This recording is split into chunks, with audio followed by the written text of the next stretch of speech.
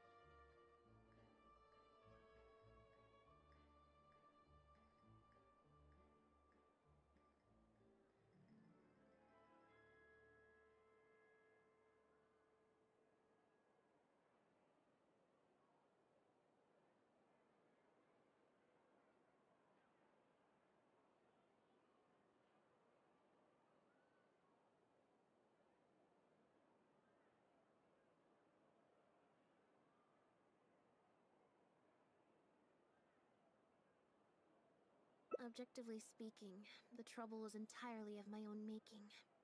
Half an hour ago, I was at Hotel de Boer for a drinks reception. It was to celebrate the successful opening of a show. Probably because I'm playing the lead role in the show?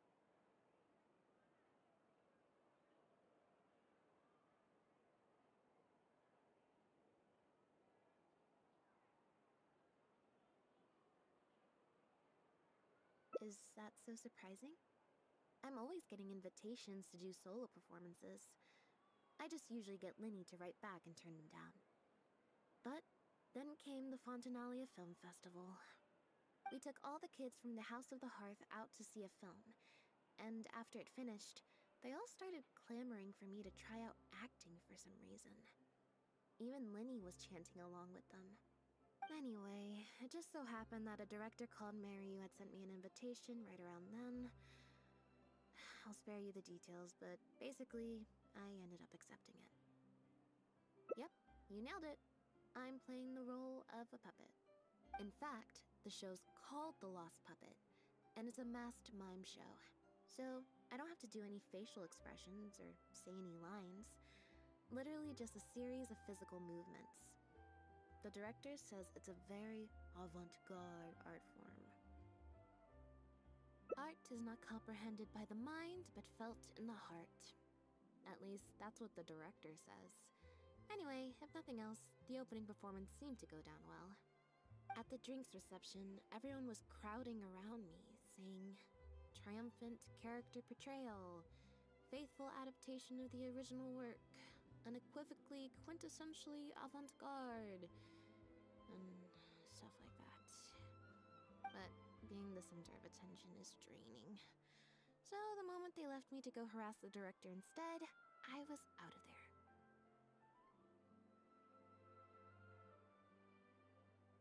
The other thing is, some weird things happened while I was on the stage.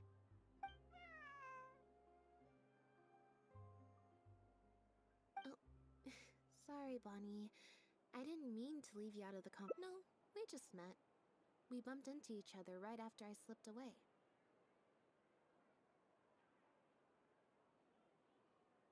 Well, it'd be kind of difficult for us to communicate otherwise. Besides, I think she's taken a liking to the name. Haven't you, Bonnie?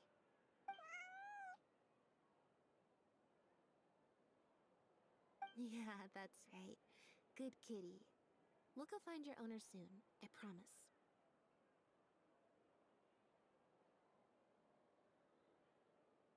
Nope. She's wearing a collar, and for the most part, she's pretty well groomed. If she is a stray, she hasn't been for long. Her stomach's been growling a lot. I guess she must have been missing for a few days now. As much as I'd love to hang out with her for a while longer, her owner's probably worried sick about her. Assuming she has an owner, that is.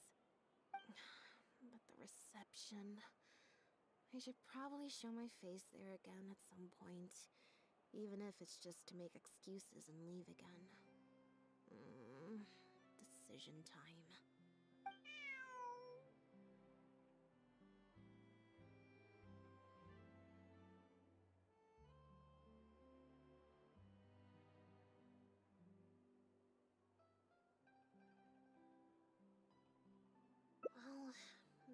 just find it exhausting. It's fine. He got Fremine to make me a little something for just this situation. Poof! A phaetometer.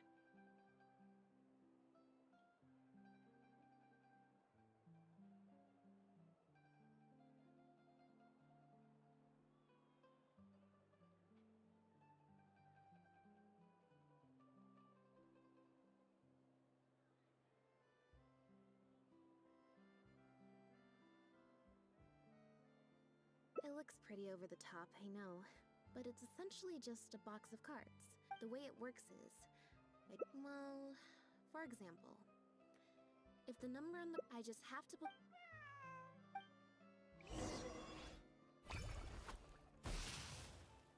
Huh, I didn't like that.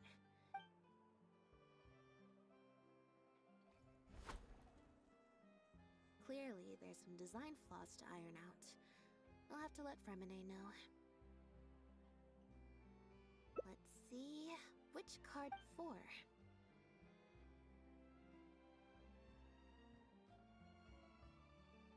Well, the cards fell on the ground though, so I don't think it counts as fate. If you want to get the right answer, you have to let fate decide. Also something Linny said. So, to put it another way, if picking a card up off the ground is how to not leave it to fate, then that means it must be the wrong answer.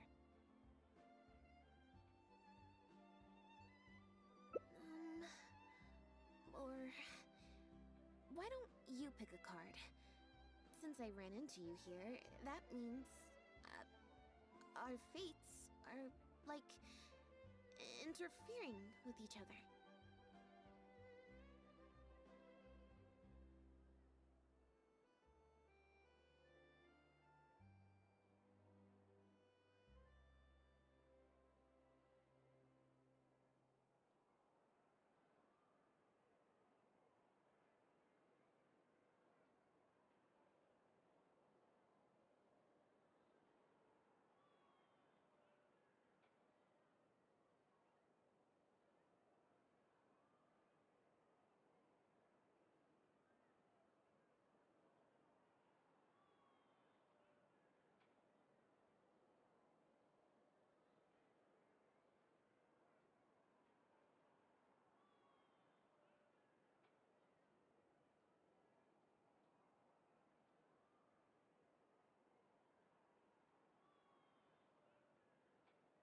Thank you. This one is final, I promise. Here, take the phaetometer. If it's 5 or above, that means fate successfully changed. Anything lower than 5 is a fail. Also, if you have your own thoughts about what I should do, feel free to share it. Now that I've got a good problem solver here to help, I don't need to run every little thing by fate.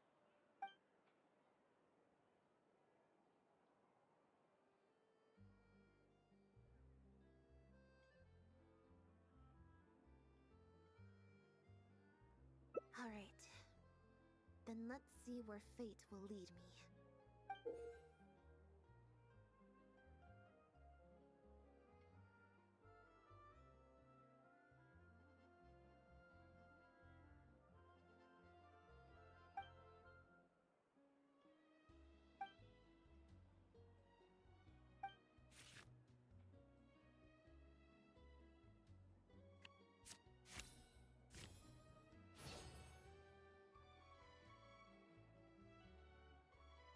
So, we're looking for Bonnie's owner? There's 20 cards in total, numbered 1 to 20. So there's only a 1 in 5 chance of drawing less than a 5. I should also mention, this time the cutoff was 5, but I just set that to wherever I feel like. To put it in perspective, I said I'd only do the show if I drew a 1. Fate can be pretty sneaky sometimes.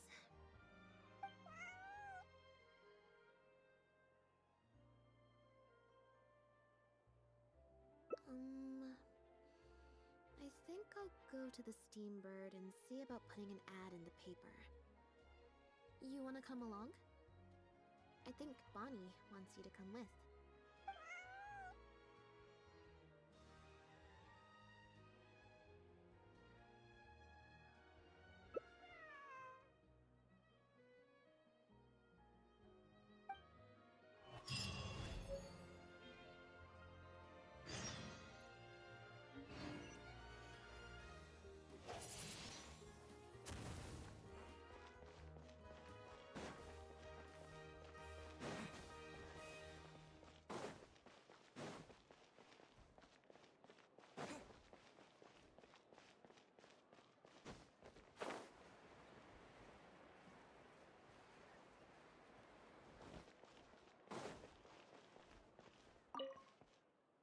Every stupendous day starts with a steam bird. Oh, hi Lynette. Hi Traveler. What can I help you with?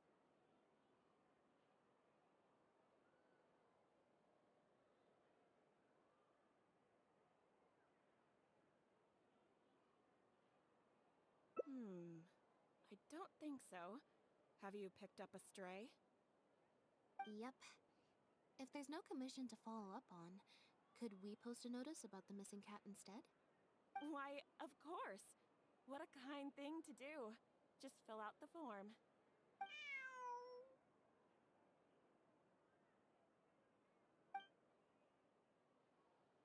Well, we've registered you as missing.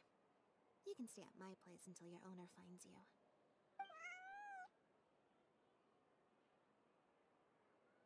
Also, I just wanted to say thanks for keeping us company for so long. Well, I should probably head back to the drinks reception. Hopefully most of the people have left by now. If you've got some time, you should stop by my place tomorrow to see Bonnie. There's a nice cup of tea in it for you. Alright, see you then.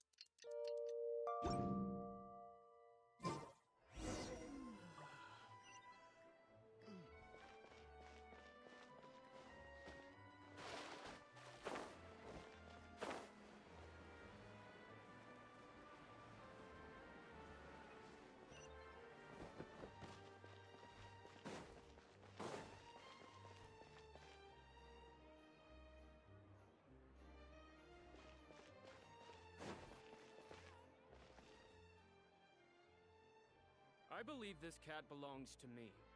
I already told you, this isn't your cat. Just take a breather, you two. Oh, you're here. As you can probably see, you'll have to take a rain check on that tea I promised you. At least for now. This is my friend's cat. He's preoccupied with some important business, so I came to retrieve her in his stead.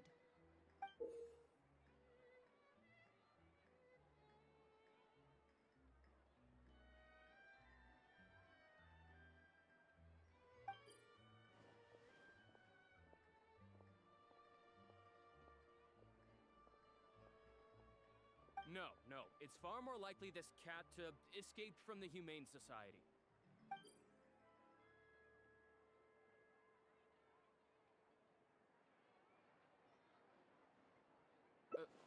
Bonnie?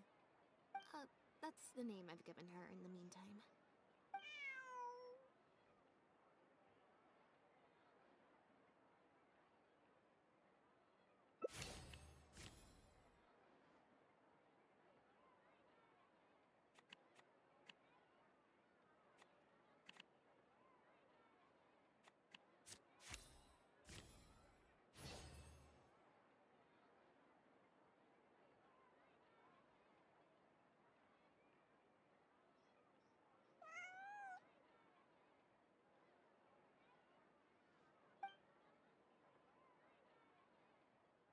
Well, this complicates things. I told you before. Listen, I'm the director of the Humane Society, okay? We've got so many strays, dogs, cats, you name it. I'm not even the one feeding them most of the time. You can hardly She just looked somewhat familiar, so I came to check, just in case. If she turns out to be one of ours, I'll take her back. Simple as that. Even if that's not the case, the Humane Society could still take her in, if no one else comes to claim her, that is. We're an organization that specializes in rescuing and sheltering stray animals. We've been in business for several decades now. I'm Bernard, the current director. The Humane Society. Huh. The name sounds familiar. I remember hearing good things. You're the one in the Quartier Lyonnais? Yes, that's the one. Anyway, if it's not too much trouble, could I possibly take a closer look at the cat? If it turns out I really am mistaken, I suppose that means the cat belongs to this lady here. She would be the only remaining option after all. It belongs to my friend.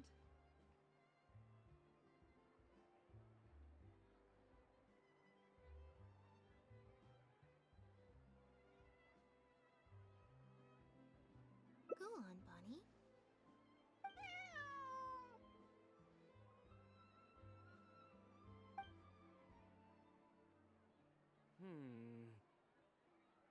Oh, nope. Looks like I was mistaken. They do look similar, but there's an ever so slight difference in this one's fur color. Deepest apologies, friends. Well, I suppose this means I still have a missing cat to search for. Apologies again for the confusion.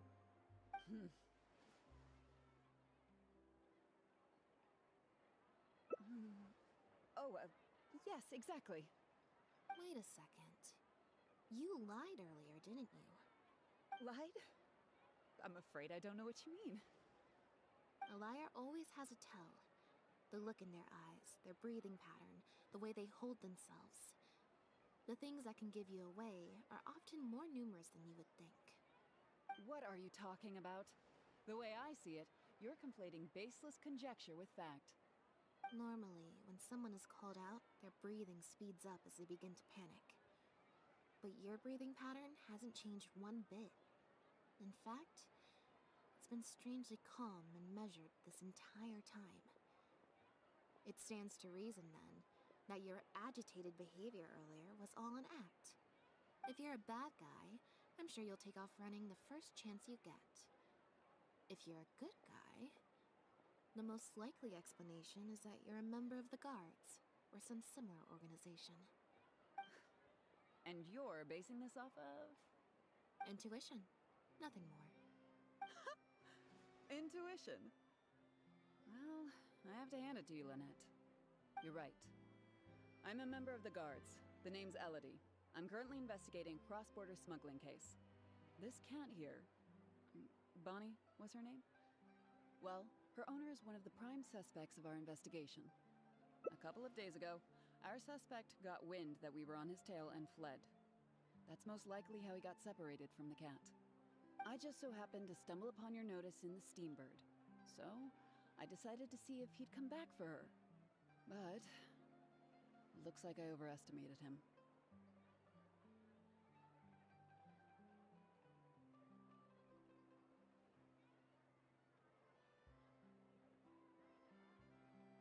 The impact of this case has been huge. The µrZicu Phantom, the Guards, and the Special Patrol have all launched investigations. If there was even the slightest chance that he would show himself, I had to follow up on the lead.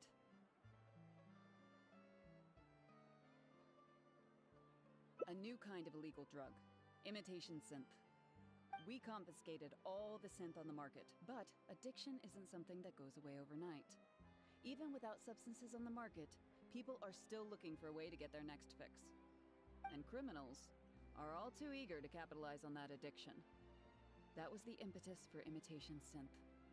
Needless to say, a small-scale market opened up very quickly. After the original synth debacle, we put several measures into place to prevent similar incidents from occurring. The perpetrators got smart, though, and shifted their sales overseas before those measures. We only recently got word of the presence of imitation synth overseas. We managed to track down evidence of some early transactions. What we were able to find out, however, hasn't proven that useful given the amount of time that has passed.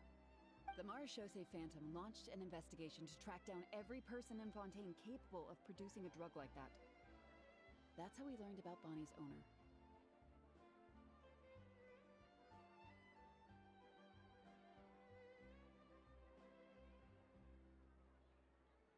He's a researcher at the Fontaine Research Institute. His name is Pierre.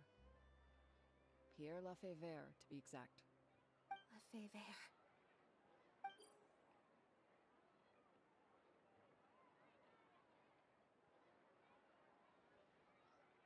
The µrZicu Phantom found him in Poisson.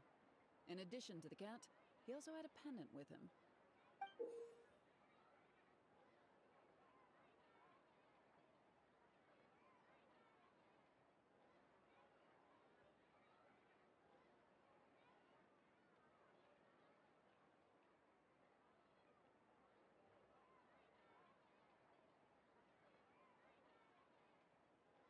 At first, there wasn't much cause for suspicion. A search of his house didn't reveal much to go off of either. The marechaussee phantom very nearly left it at that. It was only later that we realized the coat of arms on his pendant belonged to none other than the ḽYNETTE family, one of the most infamous aristocratic families in Fontaine. Obviously, this discovery prompted a further investigation into Pierre. At that point, however, we discovered that he'd already fled. Now the guards and the Special Patrol are all searching for him. That's not possible, actually. The ḽYNETTE family has been gone for a long time. Exactly. Many years ago, several important members of the family, including the patriarch, were murdered by an assassin of unknown origin. From that point on, the family's power and influence took quite the hit. The family is engaged in all manner of crimes. As you can imagine, there's no shortage of people waiting in the wings to take their revenge. And with the family severely weakened, they were able to do just that. Most of the remaining family members succumbed to sickness or hunger. The ones that survived are currently living out their days under a new identity. Pierre is one of those very survivors. He's been hiding away in the Fontaine Research Institute all these years. His true identity unbeknownst to all. Until now, that is. Well, my fellow guards have told me all about how smart and courageous you both are. And I know you possess a strong sense of justice. There could be a chance that Pierre, or one of his accomplices, might attempt to get close to Bonnie. Now that you've been briefed on the situation, I was hoping you'd help us keep a lookout.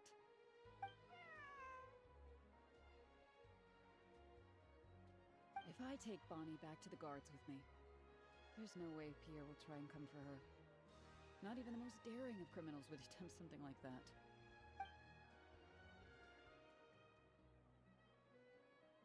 I have to admit, I'm not holding out too much hope that Pierre will come back for her. But if there's even the slightest chance, then it's worth a shot. Well, I've got some other leads to follow up on. If Pierre does appear, please contact me right away.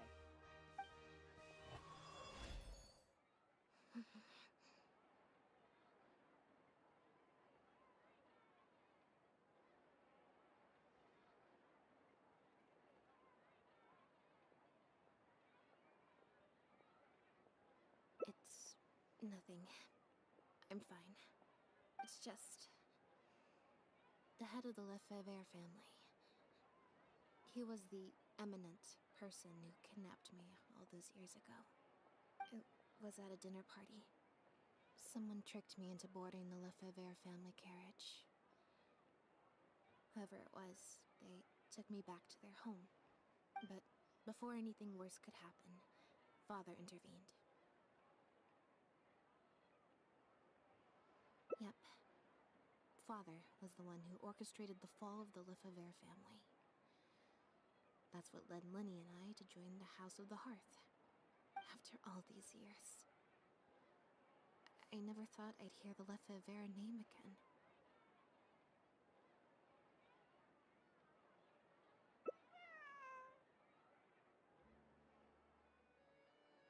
Don't worry about me.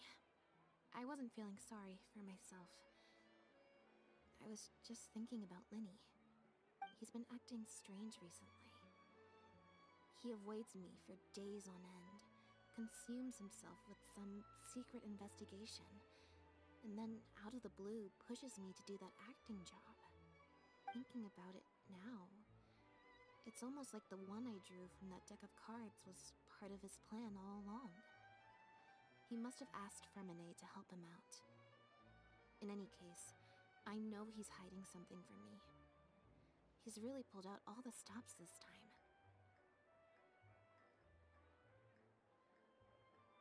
It's very possible. I'm sure he tried to send me away because he was afraid it would bring up some painful memories for me.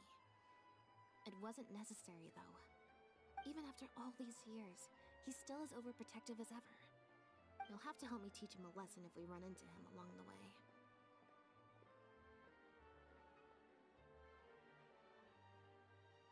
Yep. I want to head to the Fontaine Research Institute to learn more information about Pierre.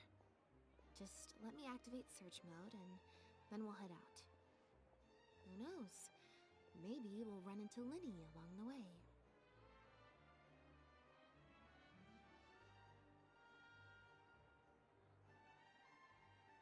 A little bit of both, perhaps. For the most part, though, I just have the sense that something's not right. Something isn't adding up about Pierre's story. I'm just not sure what.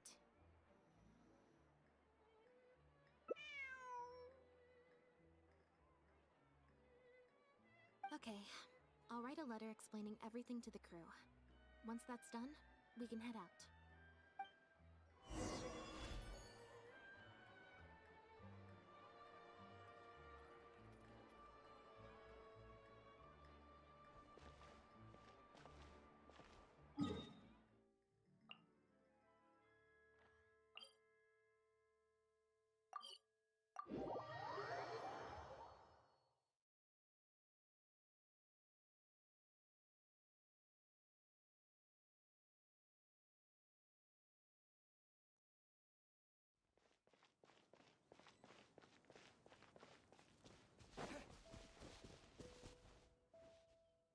LYNETTE, you're, You can drop the act. And that's why I tried to distract you with the masked mime show.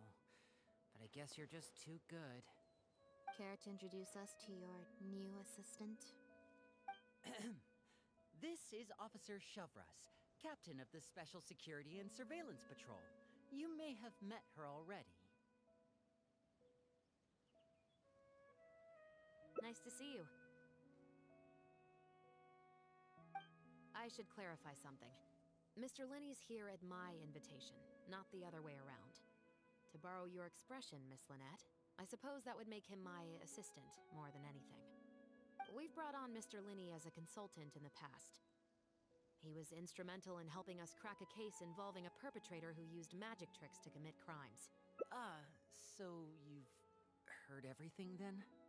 That's exactly why we're here. There's always been questions surrounding the fall of the ḻYNETTE family. Some people even believe the House of the Hearth was involved. Whoever was behind it all was extremely cautious. They didn't leave a shred of evidence. This very fact, however, leads me to believe it was indeed the work of that harbinger. I took a look at the entrance and exit records of all the carriages that night.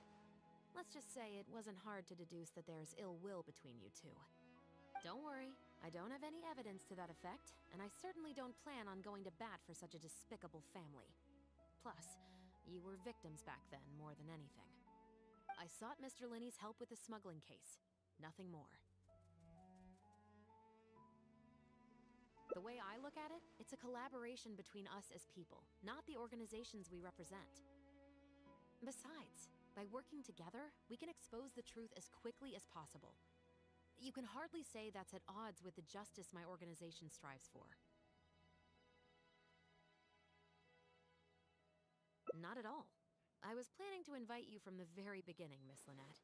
It's just that my assistant here raised some objections. Linny, I'm not the same person I was back then. That little girl who did nothing but cower in the corner in fear, she doesn't need saving anymore.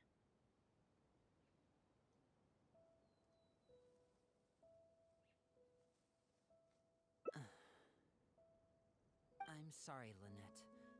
You're right. I let my concerns get the better of me. Oh, and the next time you want to distract me, you should try a different approach.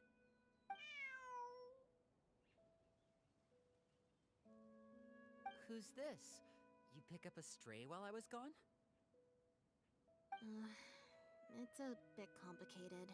I'll explain later. Anyway, her name's Bonnie. Well, if there are no objections, then I suppose the only thing left to say is... Lynette, Traveler, welcome to the team. It appears the ḻYNETTE family was very particular in their use of insignias and emblems. The family would use different emblems to mark differences in status, blood relation, and the like. In fact, the insignia that was discovered on the pendant was used to represent an illegitimate child. It's highly likely. That very status might have been what allowed him to emerge from the fall of his family relatively unscathed. It would also explain why he was able to assume a new identity as a researcher with relative ease. We discovered something interesting, though. After talking to some of his co-workers, it appears he pretty much works at the Institute in name only. He's practically been cast out. Apparently, Pierre was once addicted to synth. He tried to use the resources at the Institute to create a substance with a similar effect. He claimed it was just for research purposes, but the Institute revoked his access to the relevant materials regardless. He was placed on disciplinary leave, pending a thorough investigation of his actions. But it seems the Institute ran into some trouble along the way. Could have been a lack of personnel or a timing issue. In any case, they had to table their formal investigation into Pierre. Unfortunately, that also included reporting any relevant information to the higher authorities.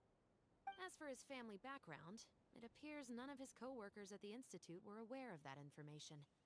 All they could tell us was that he was quite the recluse.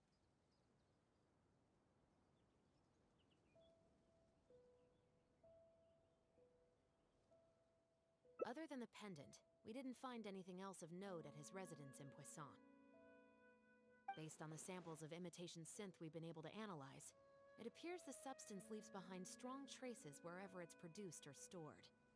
Those traces might not be obvious to the casual observer, but they're not something our guard poodles would miss. Pierre's home, though, came up completely clean. We didn't find any records indicating possible involvement in overseas transactions either. So, the µrchaussée Phantom didn't view him as a major suspect at first.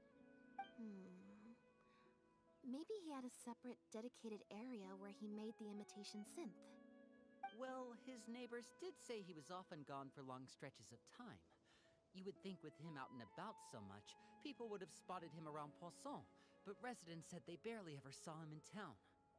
If his reclusive nature was just a matter of keeping a low profile, I guess it would make sense for him to have a secret base to carry out his business. After he disappeared, the guards conducted a thorough search of Poisson, but they didn't come across any suspicious locations. Poisson.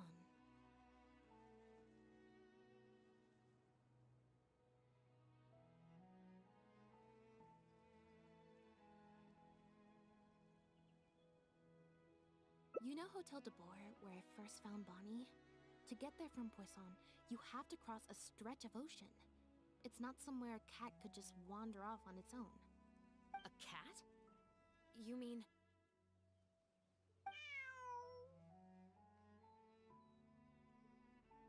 Bonnie is Pierre's cat. Oh, that's right! When the µrchaussée Phantom first tracked him down, I remember there being something about a cat in their report. So this is her? From what we've learned about Pierre's habits, he doesn't seem like the type to venture out without a purpose. So what you're saying, Lynette, is that Bonnie couldn't have gone missing in Poisson. If that's true, then... Exactly. Bonnie might even know where it is. Wait, you think the cat can lead us there? But she's not trained like one of our guard poodles. How is she supposed to understand what we want her to do?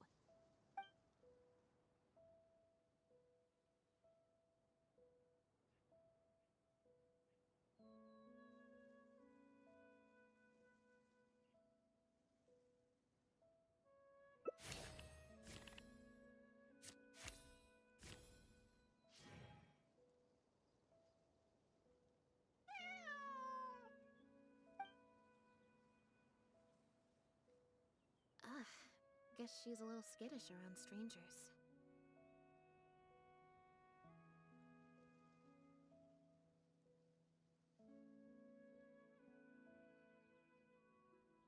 Meow.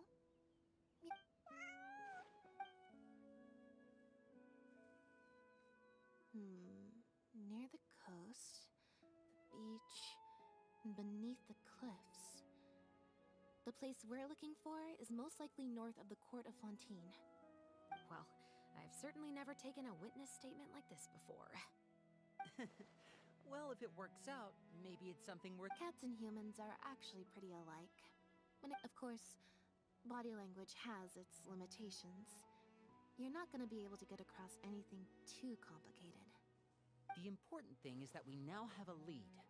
Let's try and find a place that matches the clues Bonnie gave us.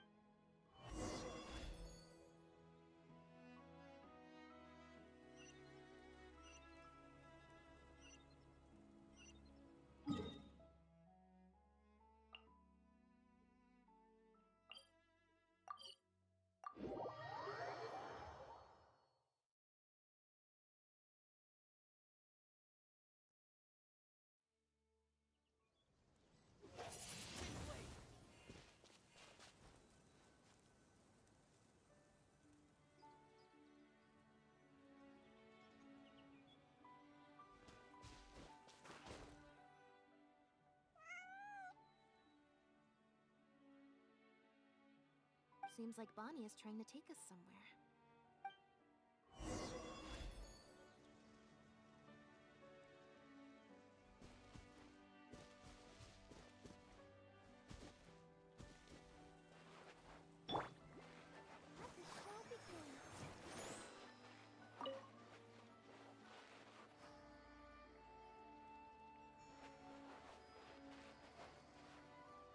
Gardener's ahead.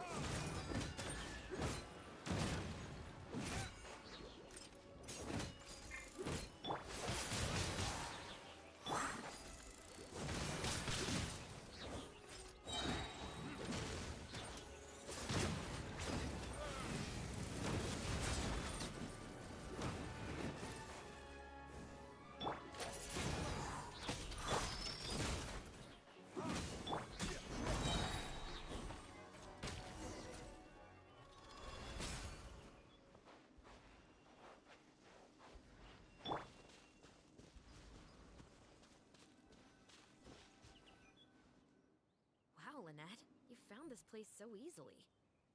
If I thought there was any chance you'd say yes, I'd recruit you into the Special Patrol here and now. No questions asked. Sounds familiar. I pretty much receive letters daily from people trying to poach her from me. Let's just focus on our search. There's a lot to investigate.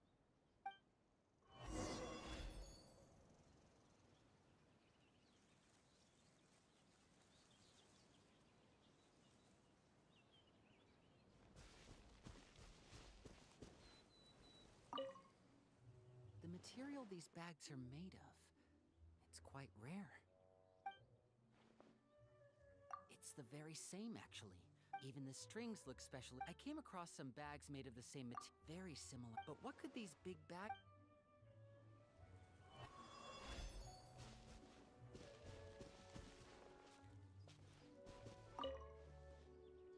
Aha!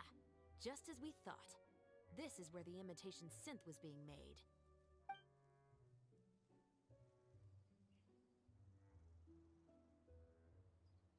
Looks like he's got more than just imitation synths. These cleaning agents are likely used to dispel the Special Patrol did some digging into imitation synth.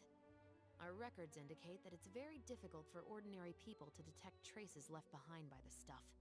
I'm sure that was the case for Pierre as well. It must have taken a considerable amount of time and skill to ensure all those traces get washed away. But what are these other drugs for?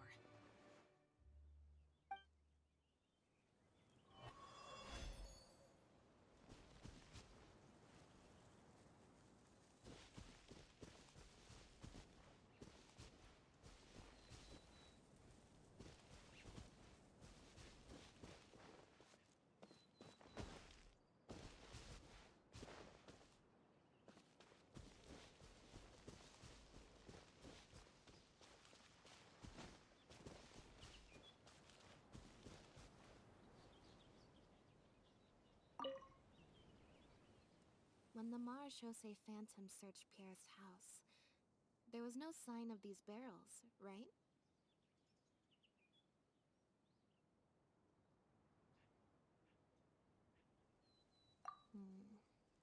You're right. That doesn't seem like his way of doing things. How did he get them here, then?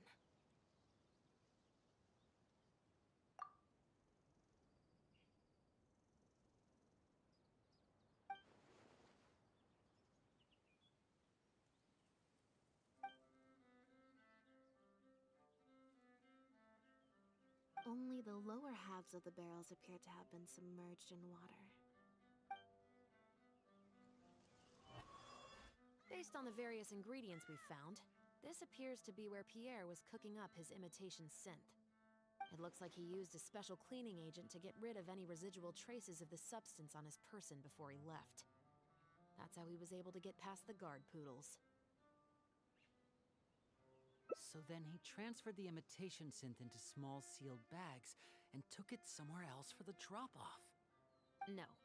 I don't believe our suspect is the kind of person who'd go around carrying incriminating evidence with him. That would potentially create too many eyewitnesses.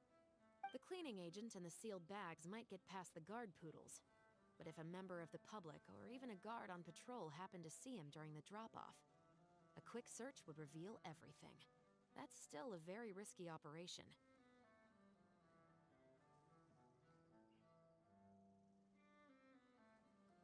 The barrels we found were wet around the base, but the top half was dry. As if they'd been standing upright in the water.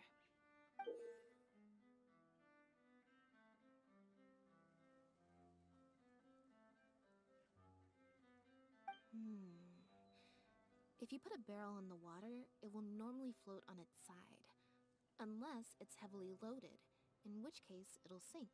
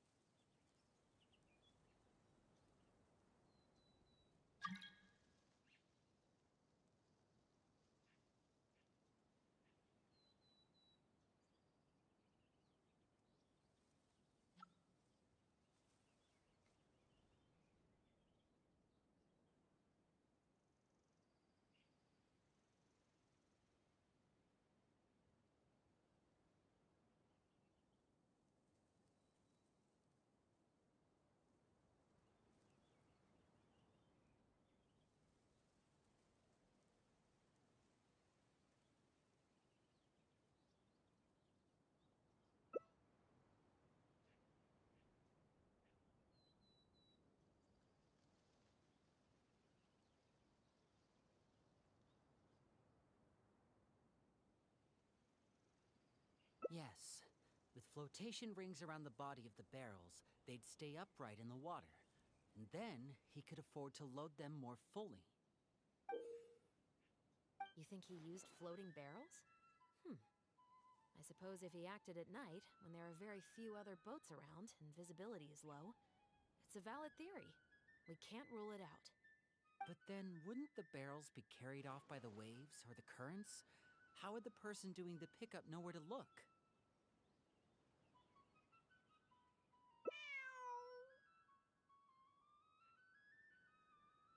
Traveler, can you come take a dip in the sea with me? I have a feeling that somewhere down there, we might find some rope. If a rope can be used to keep a pet from running away, then...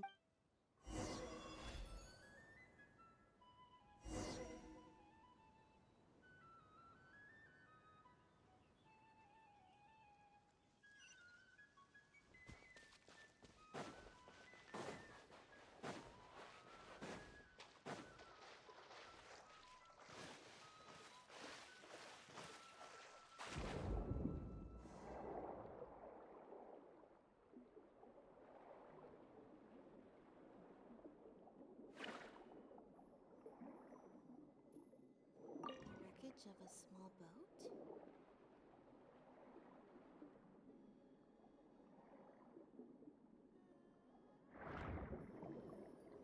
This isn't the place. This isn't the place.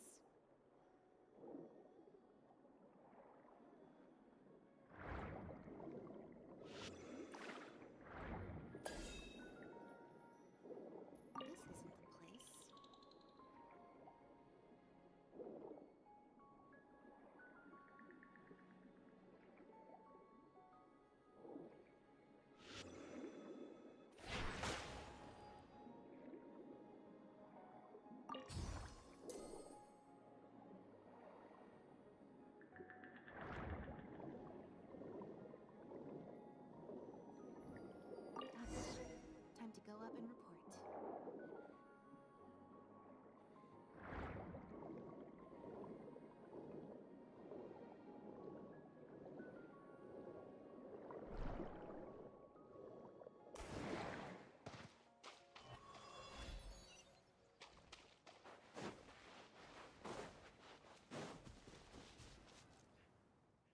As expected, we found a few pieces of rope and some anchoring stones underwater. If you attach them to a floating barrel, it would look like this. With this anchoring system, it would be possible to use floating barrels for the drop-off. You would just need to drop them in the water at the agreed-upon location. We also came across the wreckage of a small boat. It must have been left out on the water and capsized due to the force of the wind and waves. Its small size, however, would have made it perfect for staying undetected. Let's talk this through. Based on the evidence we've collected, it seems like Pierre would row a small boat out to the agreed-upon transfer point, drop off the barrels, leave, and then row back and retrieve them after the transfer was complete.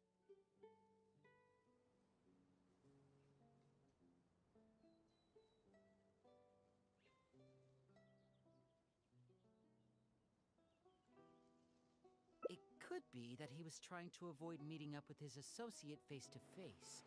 As one of the sole survivors of the ⵍ़φεϊβેⵔ family, maybe he was just used to that sort of elusive lifestyle. It seems like Pierre deliberately chose the floating barrel method so that the goods could be dropped off and picked up at separate times. That way, the two parties wouldn't have to meet each other. Well, if that's the case, they must not have a very close working relationship. Let's not jump to any conclusions just yet. Assumptions can be detrimental to solving a case. It's possible they were just trying to keep a low profile. Two boats sailing to the same location at once could be too conspicuous. The most important thing is that we can now confirm Pierre wasn't acting alone. The floating barrel drop-off system is proof enough of that. Let's say for now that he was only in charge of producing the imitation synth. That would mean there has to be at least one other person involved in the operation, likely in charge of transporting the goods across the border. Since we've determined that the goods were transported by boat, maybe we We can certainly check the various ports for that information. It's possible, however, that Pierre's associate also used a small boat for the transport, and docked along the shore rather than at a large port. If that's the case, it's unlikely there would be any record left behind. Absolutely. Before Pierre disappeared, we made sure to investigate all sorts of outward-bound vessels. We also had port authorities keep a lookout for anything suspicious. Unfortunately, we were never able to find out how they managed to get the imitation synth across the border. You're right. Whatever vessel was used for the pickup, the person responsible for smuggling the substance out of Fontaine would have had to use a larger vessel for the actual transport. That's the only way they would be able to smuggle on a large enough scale. They must have found a way to disguise the imitation synth to clear port inspections. Exactly. We can't let any opportunities slip through the cracks. I'll run home and ask some of my brothers and sisters to I should also head back and update my platoon on our progress. I'll grab some reinforcements while I'm at it. Lynette, Traveler, why don't you head to ḽYNETTE's All right. Come on, Bonnie. You too.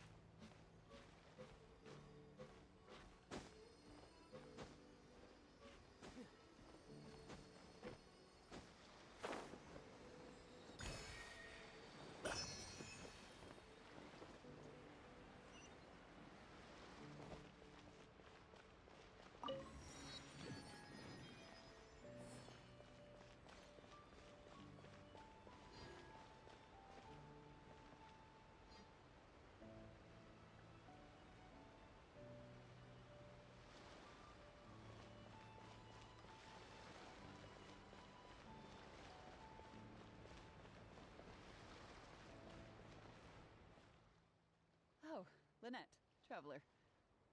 And Bonnie, too. What brings you all here? Did something happen?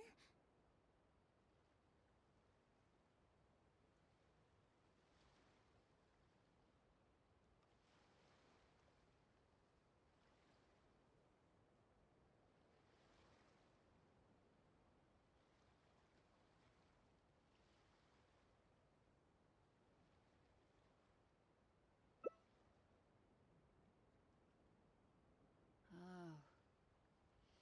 I see. I'm in charge of guarding the port.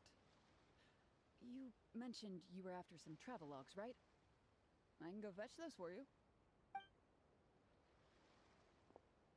Looks like I've got another hard day of work ahead of me.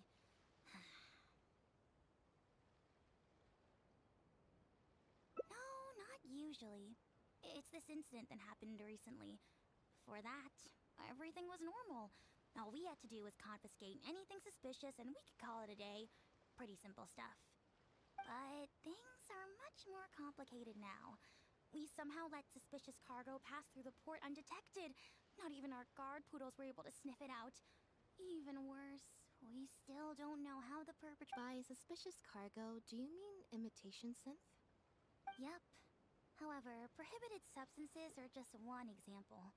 We confiscate all sorts of contraband during the course of our inspections. Or at least, we're supposed to. So what happens to the goods you confiscate? Oh, we keep them in a storage locker. If they turn out to be something particularly dubious, we'll turn them over to the Maison Orderly. If the goods are only slightly suspicious but could otherwise be harmless, like raw materials that could potentially be used to create contraband, we return them to the ship they were confiscated from, instead of letting them pass through the port. Sorry for the wait.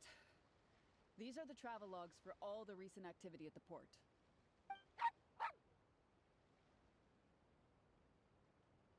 Oh, you brought Gerard with you.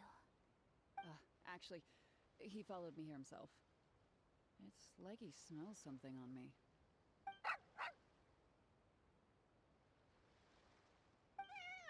Huh.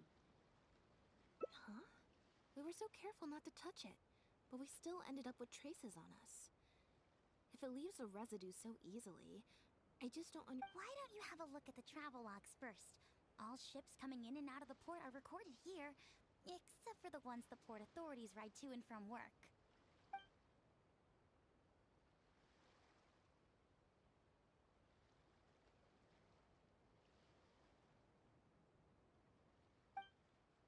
The Humane Society.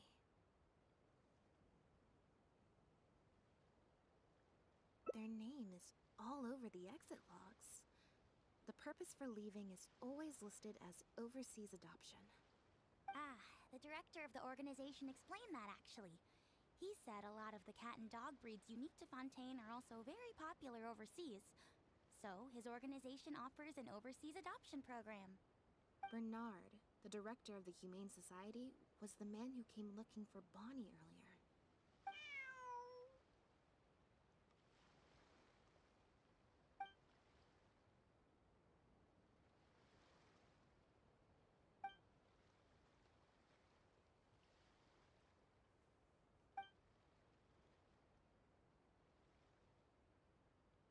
Have you figured it out too, Traveler? The way the criminal disguised the goods?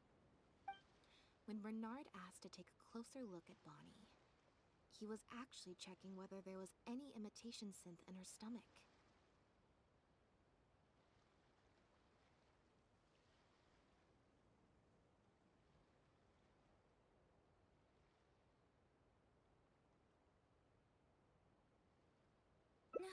Wait, what?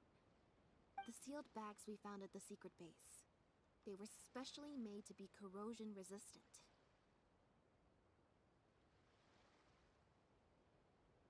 There were gaps around the lids of the barrels, and airbags were used to keep them upright in the water. Those drug shivers found at the secret base. She most likely didn't recognize them because they're not used on human beings. It's an anesthetic used on pets.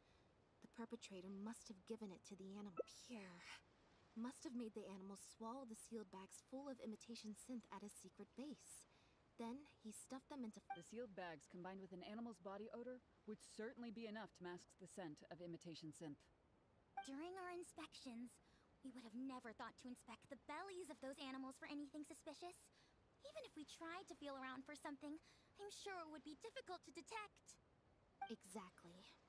I bet Bernard even transported animals with synth in their stomach alongside ones without. That way, it would be even harder to say with certainty that something was amiss. She's probably in the clear. Otherwise, Bernard would have never left without her. I'm guessing he didn't know whether Pierre had already hidden the next batch of imitation synth before he fled. Just imagine. He sees the notice we put in the Steambird, and it turns out that one of the very cats he gave to Pierre for the smuggling operation is out in the open, roaming the streets of Fontaine. If Pierre had already hidden the next batch of imitation synth, then Bonnie would practically be living proof of their crimes. He would have had no choice but to go after her. So, that's why he came to find you and insisted on taking a closer look at the cat.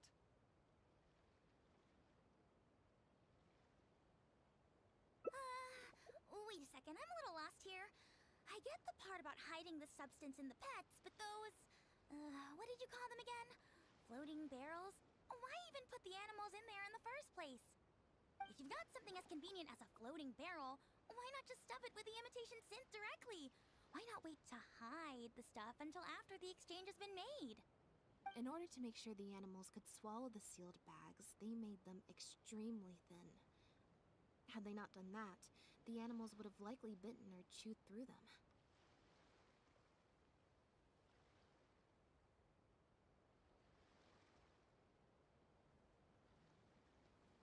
That step would have required a lot of energy, as well as a certain amount of technical expertise.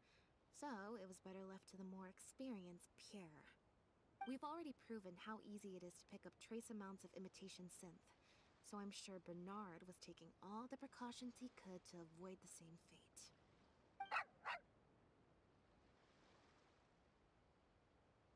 Okay, then let's head to the Humane Society right away and bring that guy to justice. I'll bring a Gardamek to speed up the process.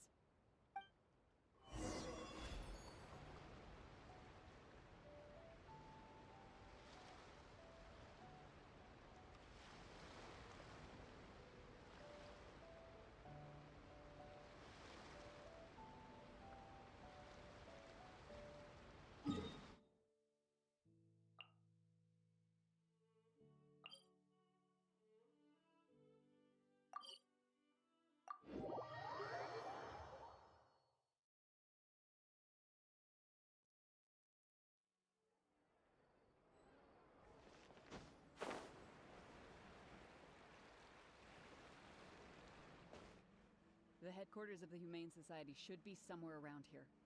Bernard could show up any moment now. Ah, you're the people from earlier. Wait, you're from the guards?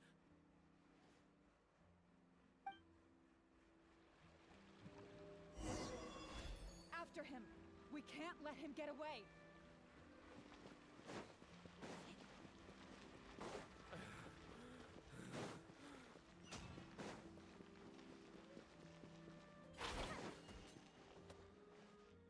Give it up, Bernard. Mercy. Have mercy. I'll talk. I'll tell you everything I know. The Humane Society has done so much good over the years, and yet you have committed such an atrocious deed in its name. Look, I didn't have a choice, okay? My father cared about those blasted animals so much, he didn't bother to take care of his human wife and son at all. While those animals were showered with love, I lived worse than a dog. No one asked. Tell me, how did you first get to know Pierre? Well, after I took over the Humane Society, it gradually became harder and harder to maintain its operations. Until one day, someone suddenly passed me a letter. It said that I could stand to get a large sum of money as long as I helped them to transport some animals abroad. It was only after a few such transports that I finally understood what I was really transporting. But then, Pierre wrote to me, saying that we were already partners in crime and that I better keep cooperating with him if I didn't want to be reported to the guards. I would order wooden barrels and flotation devices according to his instructions, and then load the sleeping animals onto a boat. Once I sailed to the location he provided, I would dump everything together into the sea. And a few days after that, I'd come by again in my boat and pick up the animals sleeping in the barrels. Once I had received enough of them, I'd bring them to the harbor to be adopted abroad. That guy, Pierre, he was running the entire show. He set up all the meeting times and found all the foreign adopters. Oh, and he even supplied all of the goods, too. I just did the transport. He was the one who planned out and executed everything else.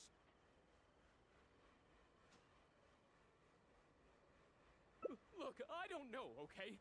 I've never ever met him in person. We've only ever communicated through letters. And when did he send his final letter to you? Just last night. He said that the ɪᴍᴘᴄᴛ is now after him, so he's planning to go into hiding for some time. He didn't mention where he's thinking about going, though, but he did tell me to look out for the guards. It's been a few days since Pierre's last appearance. I'd wager that he sent that letter after he found his hiding spot.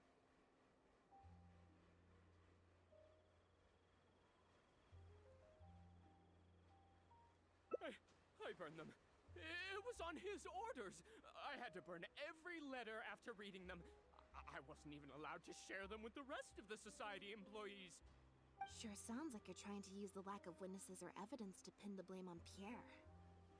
No, I swear, this time I'm only telling you the truth. Well, we can check the truth of your statements at the Opera House. I hope you know what'll be coming for you if I were to find any discrepancy between the evidence and the testimony you just gave. I know. I swear I was just telling the truth. My thanks to you both.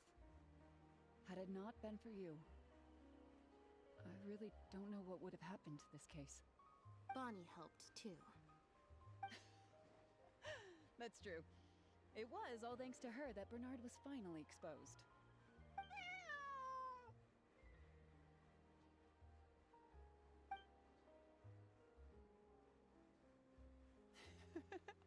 And it looks like she's grown quite fond of you two as well. Then I'll leave you be. Just let me know if you find any other new leads.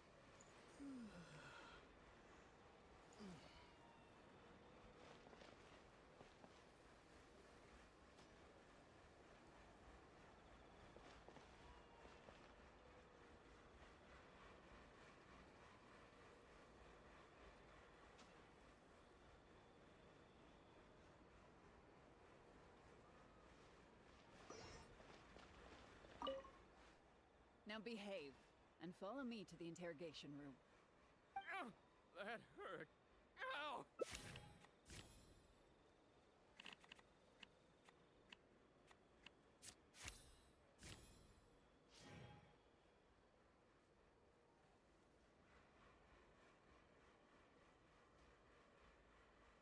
Is everything really over? I still feel like the relationship between Pierre and Bernard is not as simple as it appears. Also, I've had this strange sense that something's off the entire time we've been on the case. And it has only gotten worse.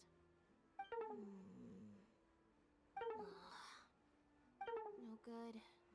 I've still got nothing, and I'm nearly out of energy. Alright, I'll stop thinking about it for now. At the very least, we've made it so that no more animals will suffer like those poor animals did. And that's what I hope.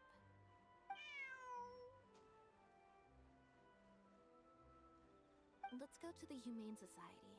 and see if there are any animals left that might still need our help. Before my energy for today completely runs out.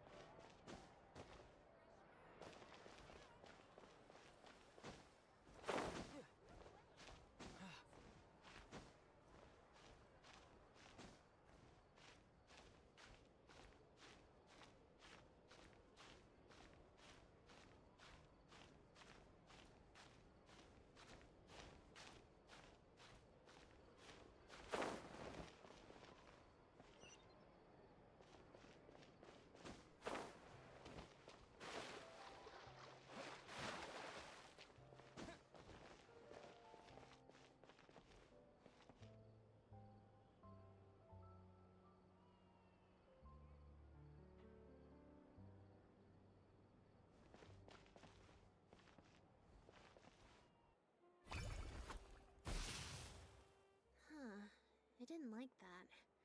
Was I using it wrong? Maybe if I just...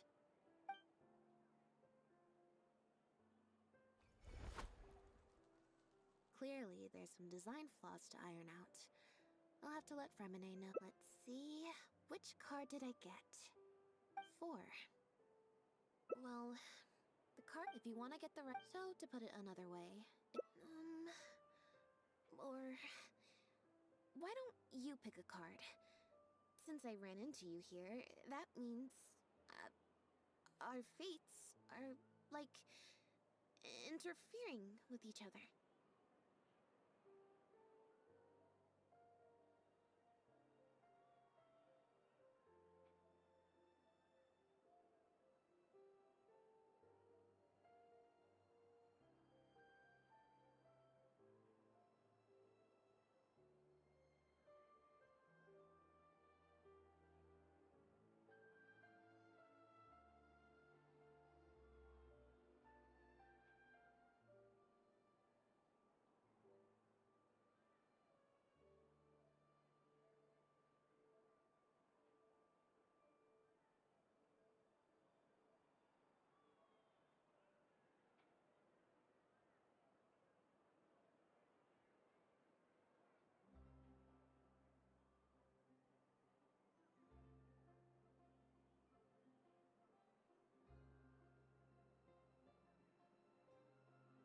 Thank you. Here, take the also.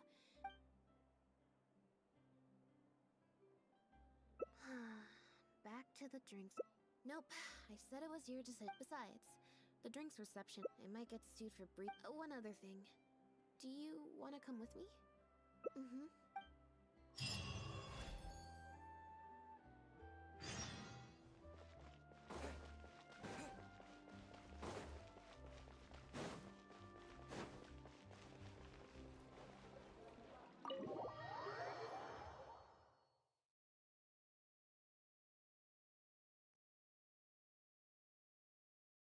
There you are, Lynette! Where did you... I found her outside. Do I... I don't think so. Could belong to one of the guests, I suppose.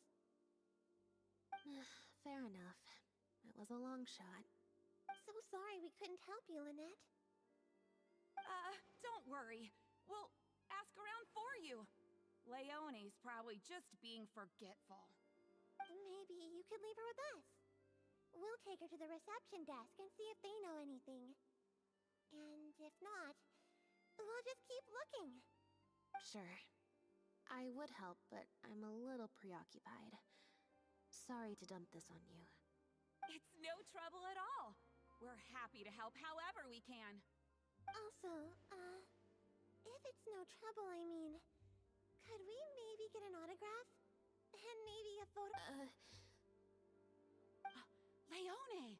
You can't spring that on her now. Not while she's working. At least wait until the event's finished.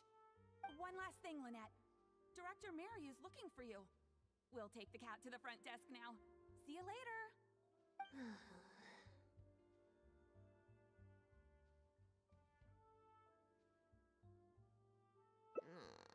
I'm not usually required at these kinds of events, so I don't even have an event mode. Alright, guess I'd better go see the director.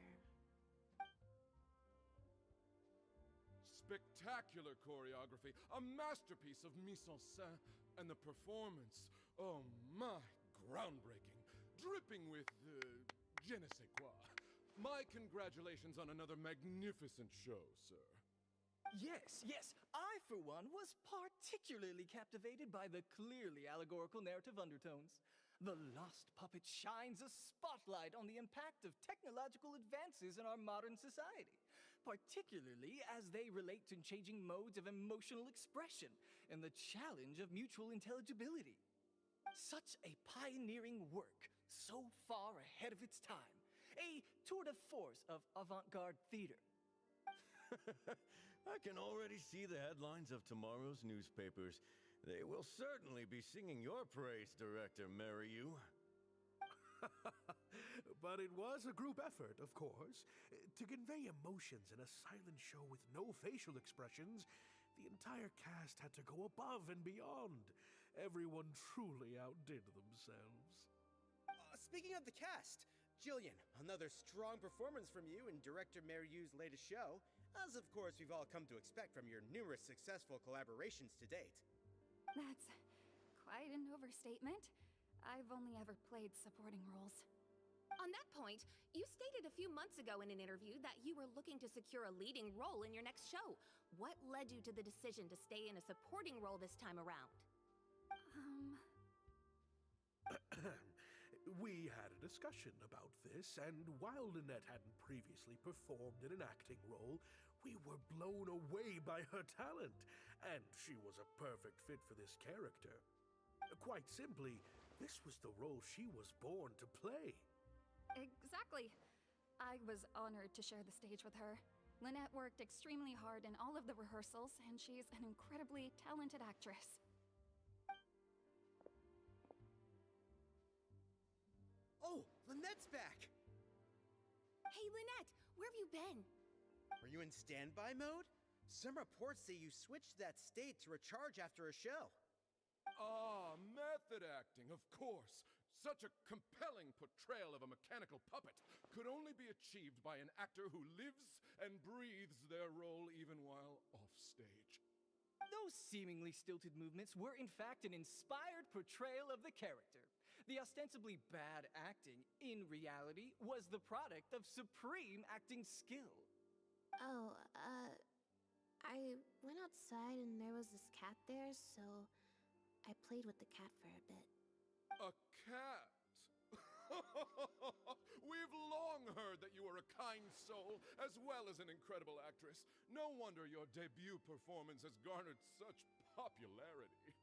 This show looks on track to break box office records for avant-garde theater. Lynette, any words for the fans? Not really, no. I believe Lynette is trying to say that the act of performance itself is the actor's true means of connecting with their fans. Oh, I see. Lynette, any comments? Right, exactly. But don't you want the fans to know how you're feeling right now after the hugely successful opening of your first ever show? That's true. I'm sure the fans would love to learn a bit more about you too. How interesting.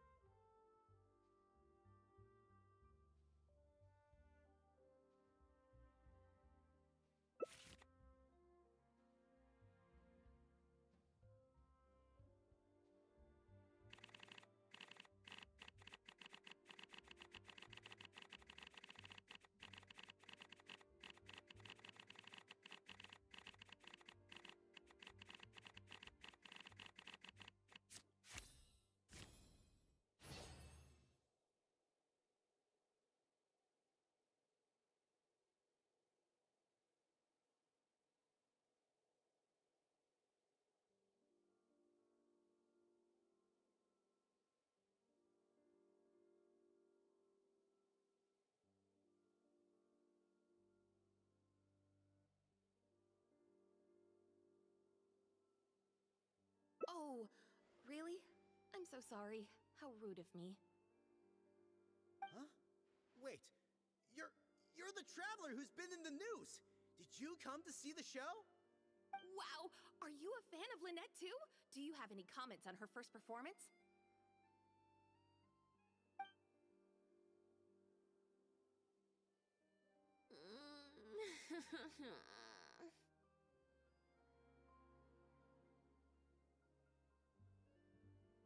Yeah, it's just...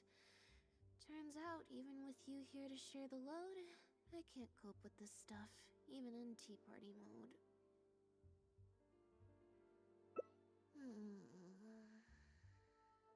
It's a power-saving mode for participating in conversation at tea parties. Normally, I can get through an entire conversation just with, oh, that's true, and how interesting.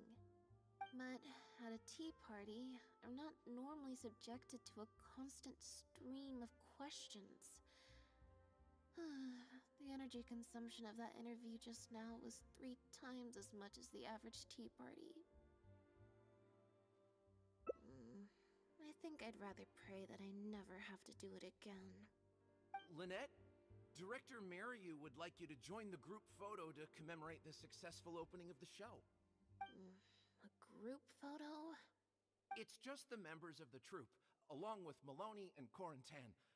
Everyone's waiting for you. Alright then. See you in a minute.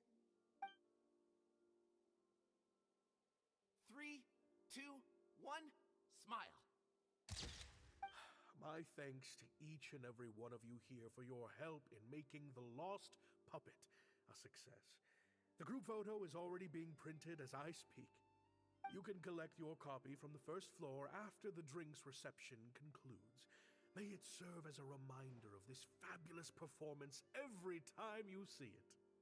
MrZicu! Get over here. Let's have another drink. There's a few things I need you to... I thought the group photo was the final hurdle. Well, at least there's no more people hounding me with questions. I just need to find somewhere to switch to standby mode, and the time will fly by. I hope.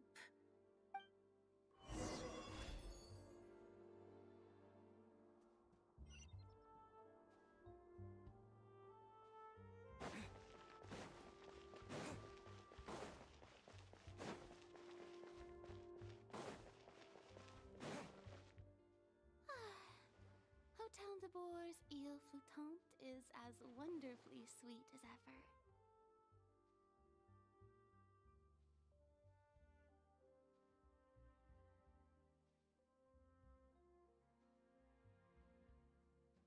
Traveler? Lynette? Oh, wait, hold on. What do you mean, managed to get an invite? I'm an expert in the dramatic arts. Of course I was invited. Naturally, people wanted to hear my comments on the emerging art form that is the masked mime show. Remarkable, and a very worthwhile artistic endeavor. Exploring a character with no lines or facial expressions who can only communicate how they feel through their movement. Your performance was beyond anything I could have imagined, Lynette. Clearly, this was a very suitable role for you indeed.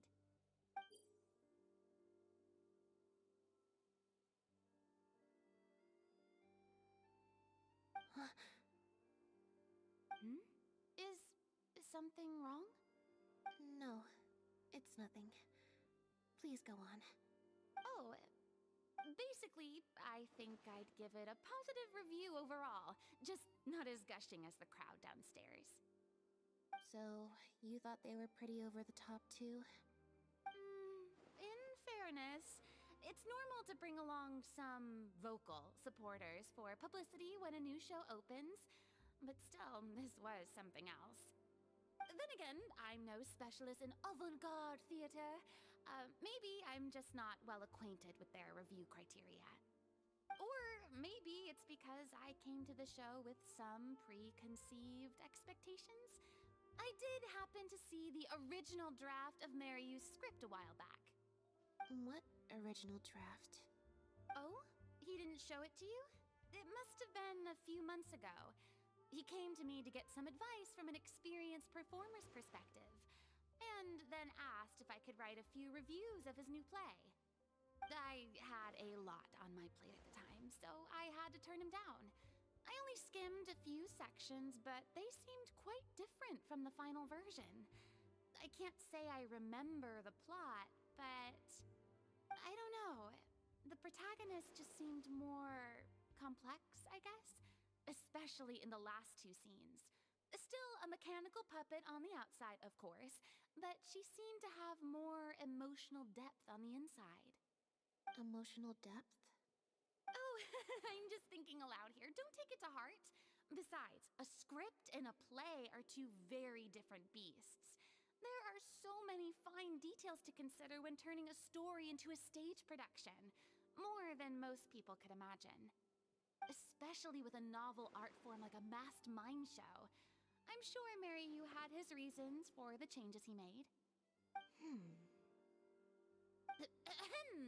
Change of topic. I see you've escaped the crowds to seek refuge on the second floor. Fame can be overwhelming at first, can't it? Perhaps you'd benefit from hearing about the experiences of a veteran celebrity such as myself. No thanks, I'm good. Pretty sure this will be my first and last time in this situation.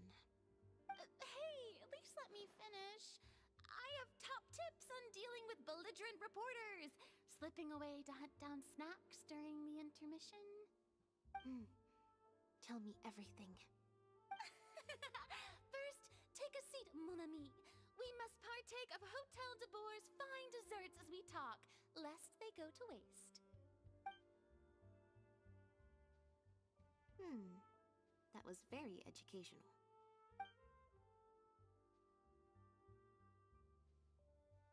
I expect most of the people downstairs have left by now. Time to grab my copy of the group photo and get home.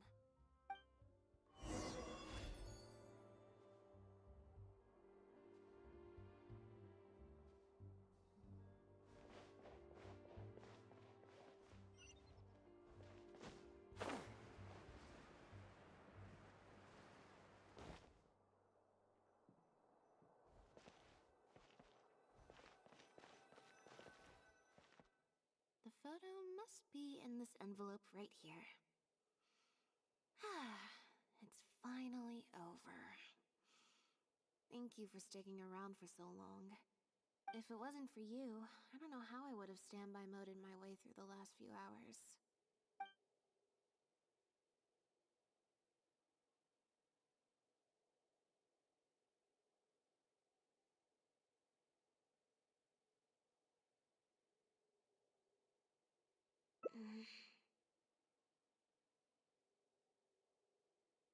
It's fine. It's just... It was such a minor thing. While I was on stage, there was a moment when I felt like someone was looking at me. It was only for an instant, and I didn't even see who it was. But somehow, I knew it was a look of contempt. I got a vague sense of it again during the reception. Like someone was giving me an evil stare. But I couldn't figure out who it was.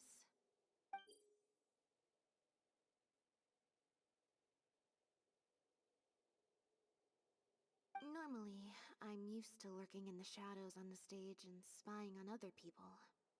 So, it was strange, feeling like I was the one being spied on this time.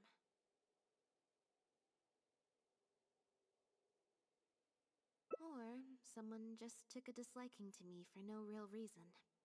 Sometimes you can like one person and dislike another for equally pointless reasons. Anyway, it was just a momentary stink eye, that's all. Nothing for you to worry about. Okay, problem solved. I'm gonna take this envelope and go home now.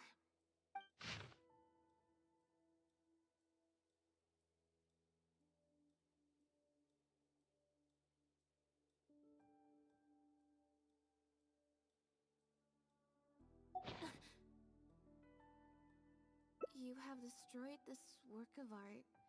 Step down from the...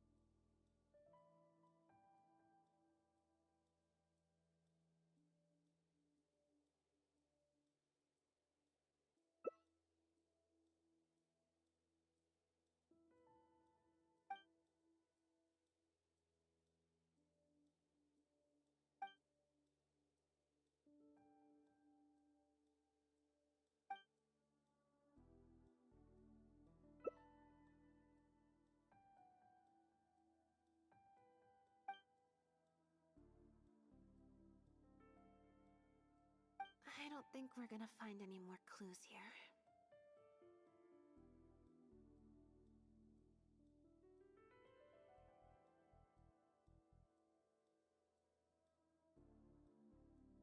Yes, let's. Whatever destroyed means, it could have something to do with the original script that Farina mentioned.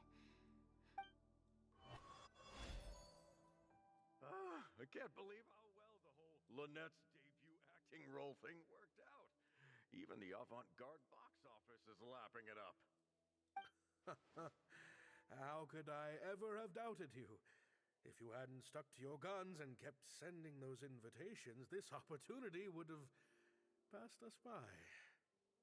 See? I told you. All the times she'd refused in the past were all the more reason to keep inviting her, because it turns into a big talking point. Can you imagine if you'd gone with Jillian? You'd have been lucky to get half the ticket sales you've ended up with. True. Well, Jillian still needs to get a few more productions under her belt.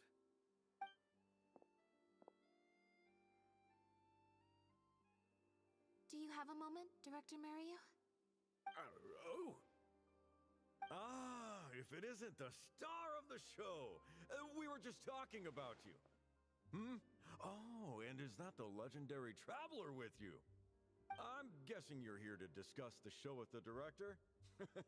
Oh, you're a talented and hardworking actress, Lynette. It's no wonder you're getting such rave reviews.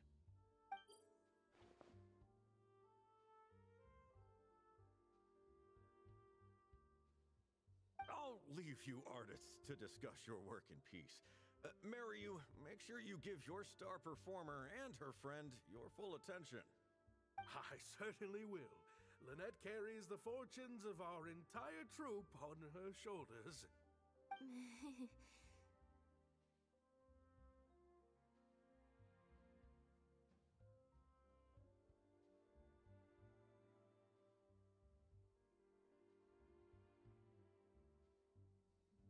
Mr. Maloney.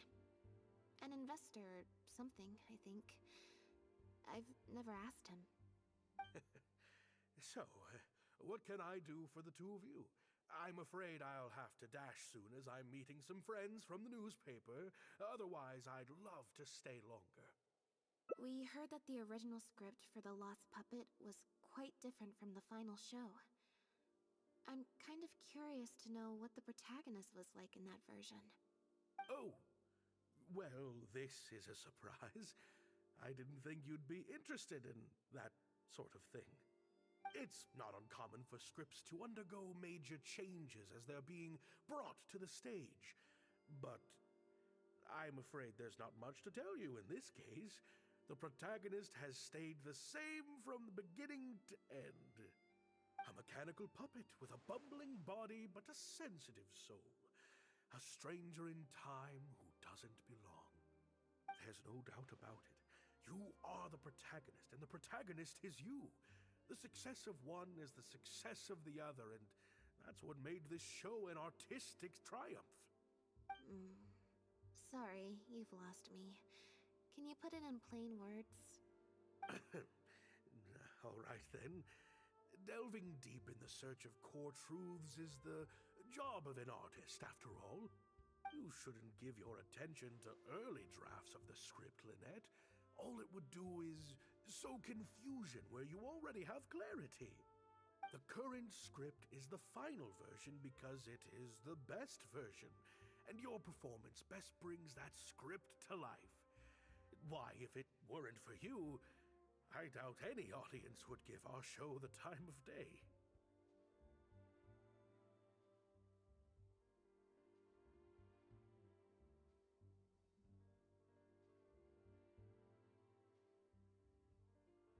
What letter? Oh my goodness!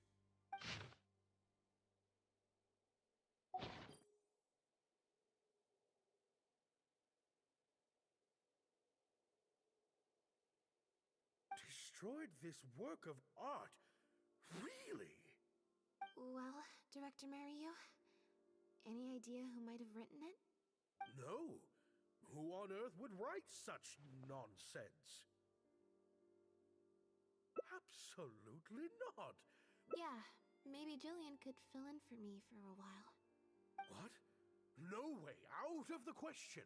The protagonist has to be played by Lynette. Jillian can't... She's just not what the audience is looking for.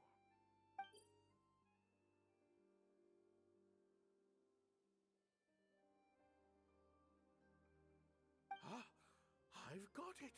It's a competitor. Yes, this letter must be from a competitor of ours who's trying to get under Lynette's skin.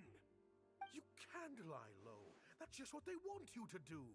The moment you step back from performing, they'll put their rumor mill into overdrive and drag us through the mud. They're just waiting for their chance to kick us while we're down. A competitor? Really? Definitely. Those lowlifes. Slander and libel are all their specialties. There's so many of them out there. Fame always seems to attract haters, no matter what you do to try and keep everyone happy. But don't worry, I will get to the bottom of this. Stay strong, Lynette, and keep up the good work on stage. I have to go and meet my friends from the newspapers now, but rest assured, I'll be discussing countermeasures with them. So, a competitor, huh? I kinda doubt it. We've dealt with those types before. Usually their goal is to steal our venue for their own show, or to cover up a scandal by planting a story to divert public attention. But at the moment, I don't think anyone's got a reason to do any of that stuff. Let alone pull a stunt like this. A threat letter is quite extreme. Besides, when I felt that evil stare, I'm pretty sure it was coming from somewhere backstage. So that rules out a lot of people. I'm actually more concerned about Mariyu. When I mentioned Jillian, his reaction was pretty unusual.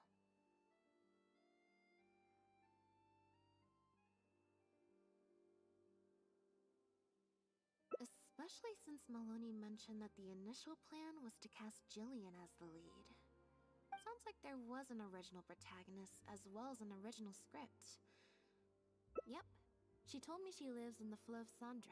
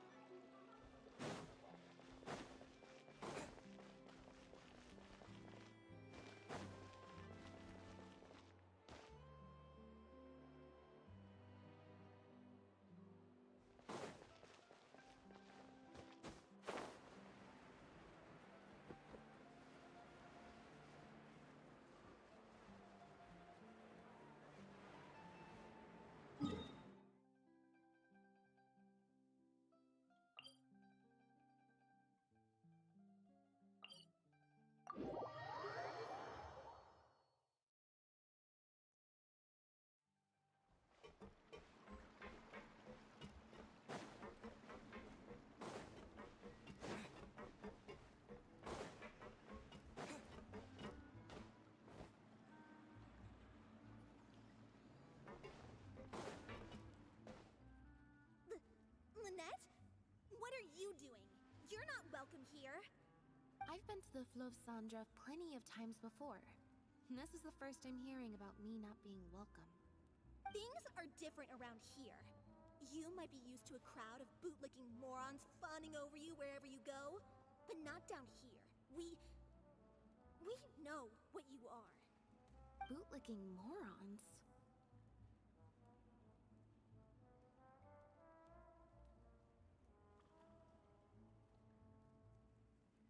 I don't know. I've never met this kid before. Gina, stop that! Go home now! Jillian! No buts. How many times do I have to tell you? That had nothing to do with Lynette. If you don't leave right now, I swear I'll never invite you to one of my shows ever again! Jillian!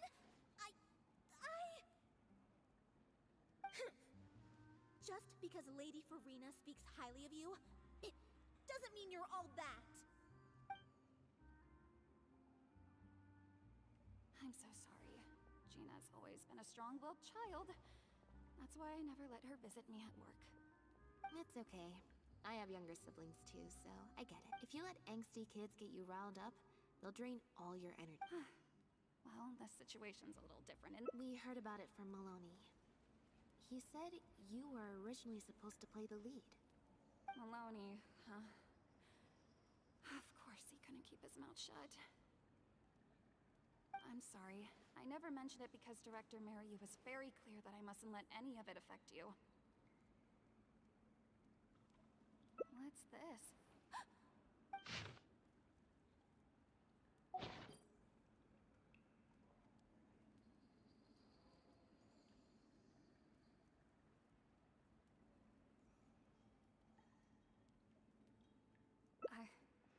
I don't know, who would do something like this? Don't be scared, Jillian. Just tell us what you know. Okay, I'll try. It's true. I was originally cast as the lead in The Lost Puppet.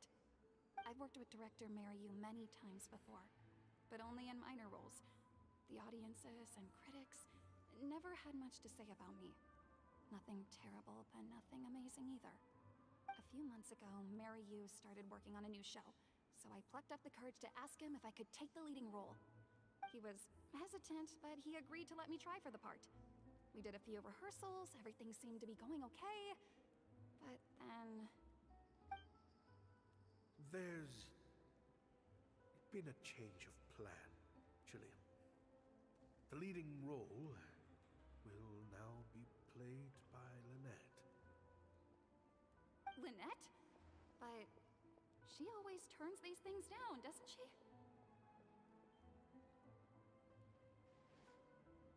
And that's why we cannot afford to waste this opportunity. Jillian, I understand how you must be feeling. But Maloney and myself have to do what's best for the production as a whole. Next time, the lead will be yours. I promise. I was incredibly disappointed at first, but I also know full well that I don't have Lynette's star power. Without Lynette, how could we ever convince people to pay money to go and see a masked mime show?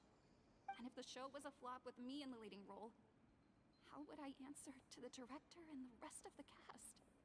Then, I got to meet you on stage and found that you're really down to earth, in a way that not many celebrities are.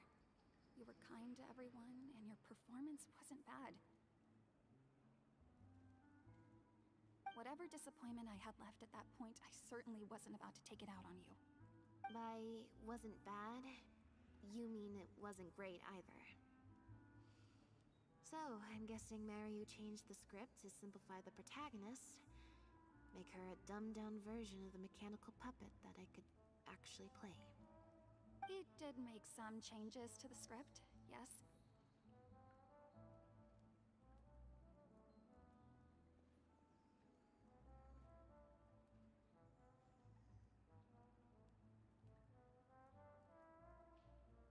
ŽaIq, one of the other actors. He likes to collect Dr. Mer- Makes sense. I always see him talking to me.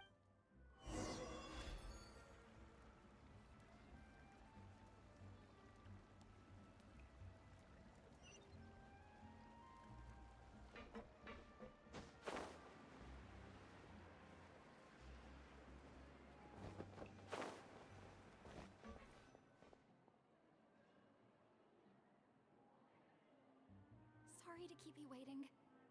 Jillian brought me up to speed on the situation. I'm here to help however I can. Here, this is the script you're after.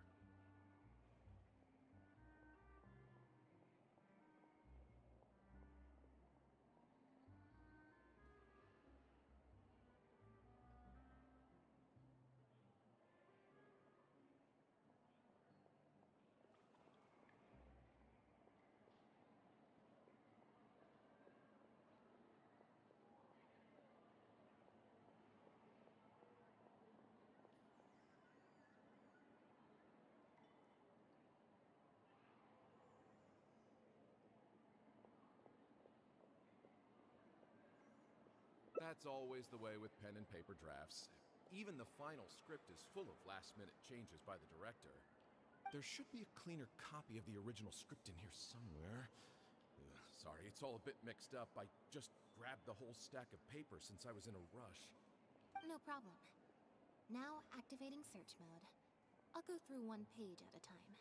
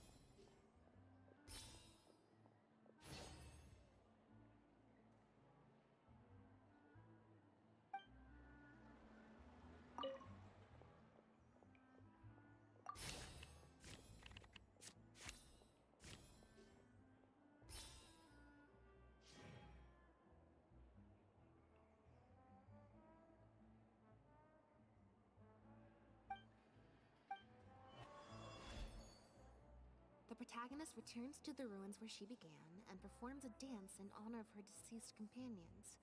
She dances until her joints have rusted stiff and mechanical Yep, that's not something a novice could hope.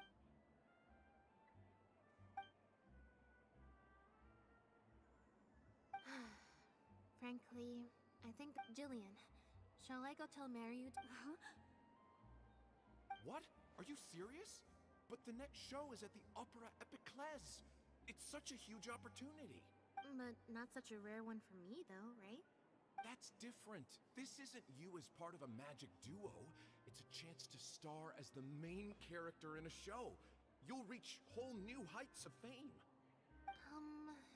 Fame in small doses has its perks, but too much and I'll get overloaded. But if you play the lead, the fame will be yours, and I get to be free. Sounds like a win-win, don't you think? It'll never work.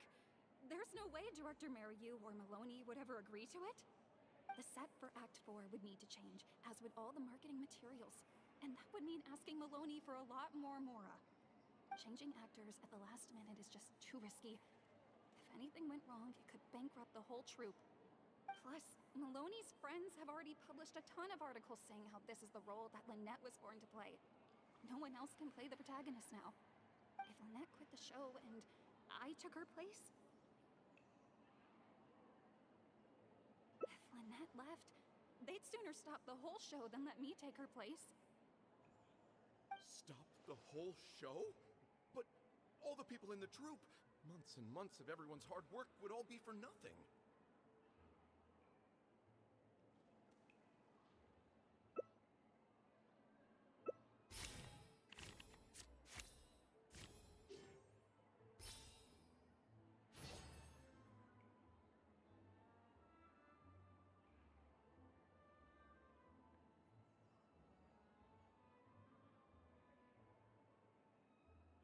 You do?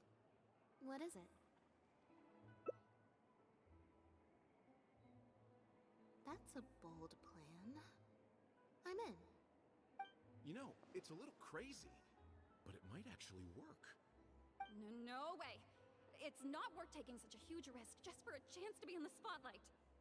Jillian, you said before, whatever disappointment I had left, I wasn't about to take out on you. In other words, that disappointment is still there, but you've kept it bottled up inside. Be honest. You still hope to play the leading role, don't you? But the thought of putting so many people out just for my sake? You think they'd be put out? That's not how I see it. Jillian, you were more dedicated than anyone during the rehearsals for the original script. We all saw how hard you worked for this role. And I think you know that unless we decide to make a stand here, the path we're on is only going to take us further and further from our dreams, all of us. So take it from me, you would not be putting us out. Not one bit.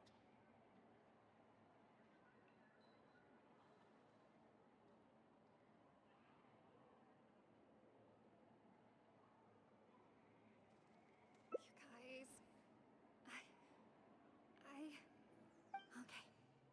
Let's do it. I will play my part. Yes! I knew you'd come around. All right, I'll let the rest of the troupe know, and we'll start preparing immediately. Wonderful. This solves everything. Wait, but what about the threat letter? Do you have any idea who sent it?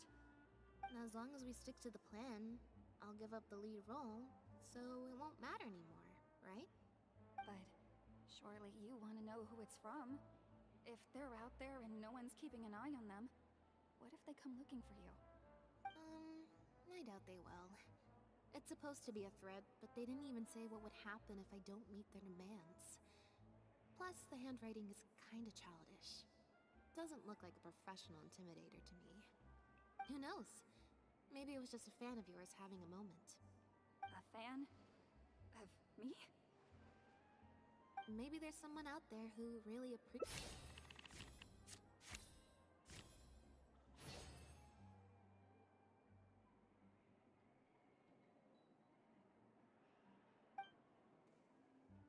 getting late. Come on.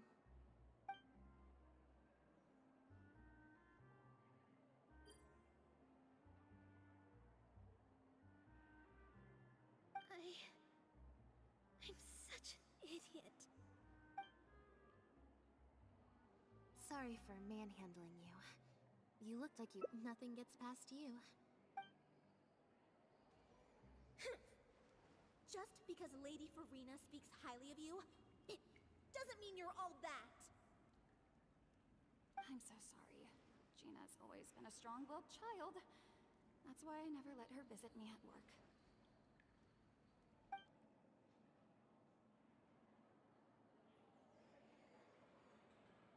I guess she must have snuck into the drinks reception and overheard our conversation with Farina. She idolizes Jillian, both as an older sister and an actress. And she watched as the dream role Jillian had been waiting to play for so long got snatched away from her by some amateur who's never acted before.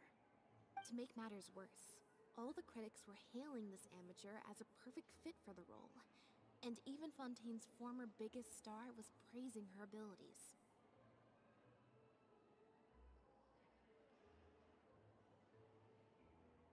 Yeah, that pretty much sums it up.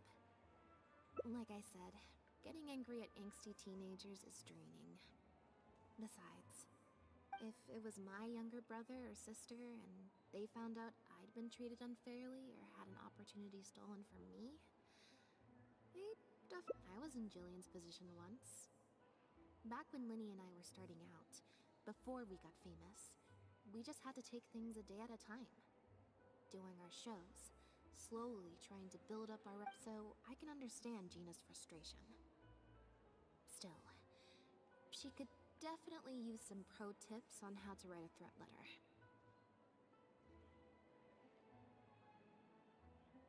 No, the way she looks at me is indignant, frustrated. Whoever was giving me that evil stare was backstage. Blending into the crowd at a drinks reception is one thing, but trying to blend in backstage, where everyone's on high alert waiting to be called on stage, would be a lot more difficult. We'll find out who it is before too long. In 2 days' time, at the next show, I think it will become very clear. On that note, guess I'll see you at the Opera House. Bye for now.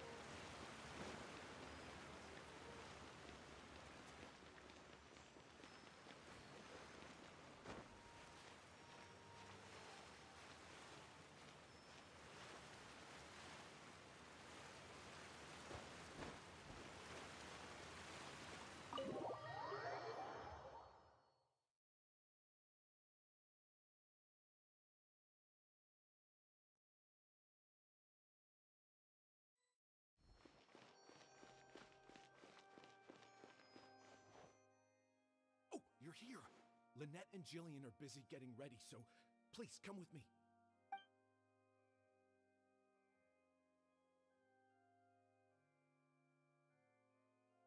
That puppet in the middle, is that Lynette? She's so pretty. It's starting. Keep your voice down.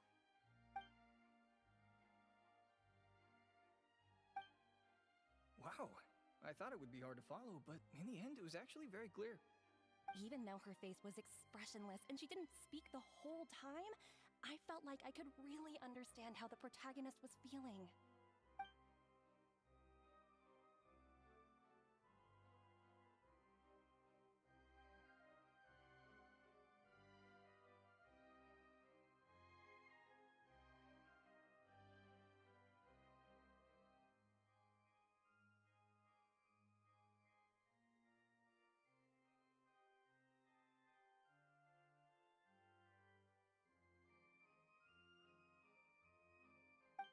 Director Mariu really is a master of his craft.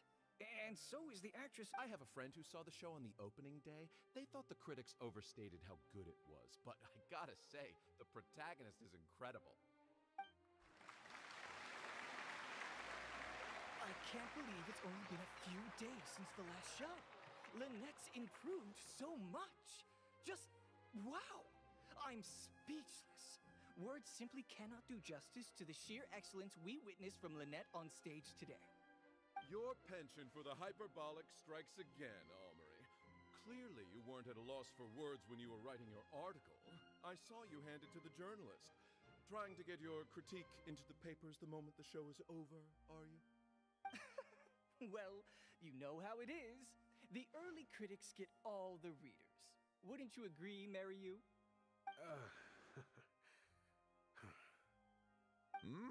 What's the matter?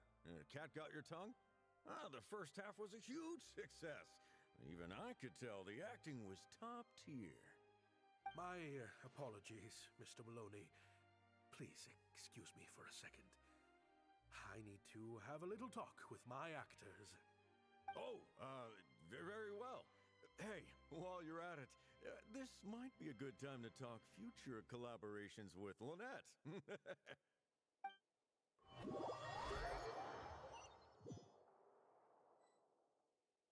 Are you guys sure this is gonna work?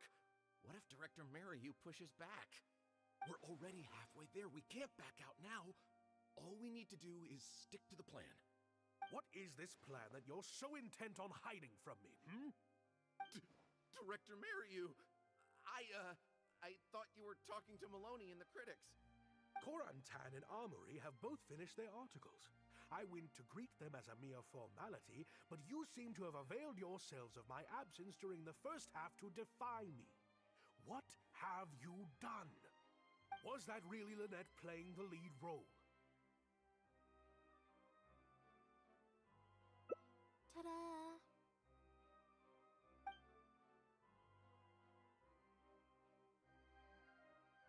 Director Mariu, I was the one playing the lead role just now. I switched costumes and masks with Jillian so that I could be the protagonist's companion and stay out of the limelight. Lynette, why on earth would you do this? You know my acting is amateur. The only reason I'm being seen as a pro, let alone a pioneer, is because you have critics supporting the show.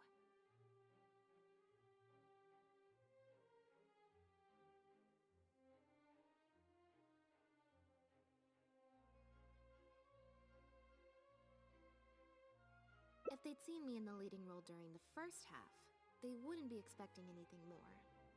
But what happens now that they've seen Jillian in the role? If you force me to play the lead in the second half, they'll be wondering, why is the actress suddenly giving such an underwhelming performance right at the climax of the whole story? These are just some of the questions that will be on everyone's minds during the second half. And those questions will follow them out the doors of the theater after the show ends. There's only one way for you to save your reputation, and that's to keep Jillian as the lead all the way to the end.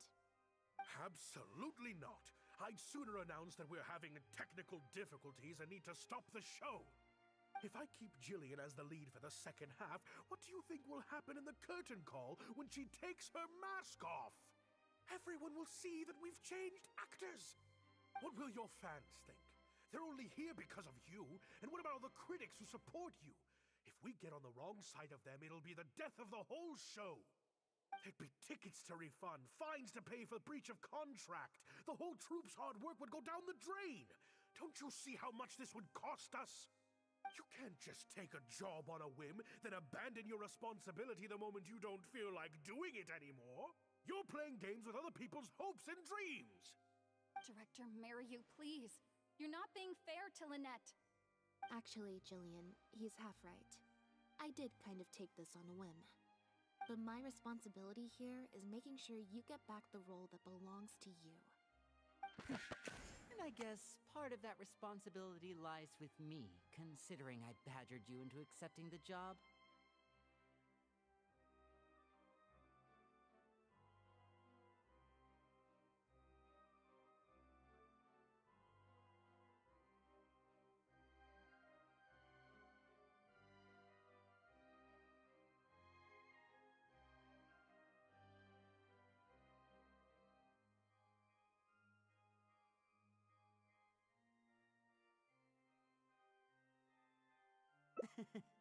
Sorry I'm a little late to the show. Lenny?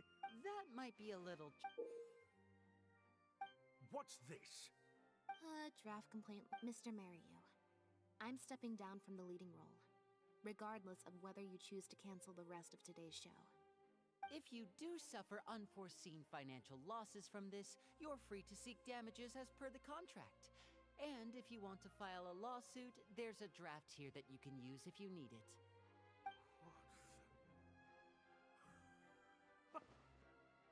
I can't believe this. You're literally handing me a lawsuit against you with a straight face. Of course. All this Mora, it's a pittance to you, isn't it? Must be nice to have the luxury of prior success and fame. Look at us. We're huge stars. One minute we want to go on stage. The next we feel like backing out of the contract. But that's okay. We're famous. We can afford it. You have no respect for other people's work. You're treating other people's hopes and dreams like a big joke.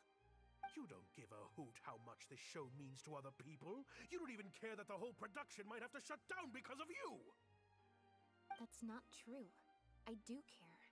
And I'm under no illusion as to how much this show means to you. Oh, brilliant deduction there. Of course it means a lot to me. This is my show. That's the only reason I asked you to be in it in the first place. Really? Then why do your eyes tell a different story? The way you look at me, it's full of contempt. Almost as if I've destroyed your work of art.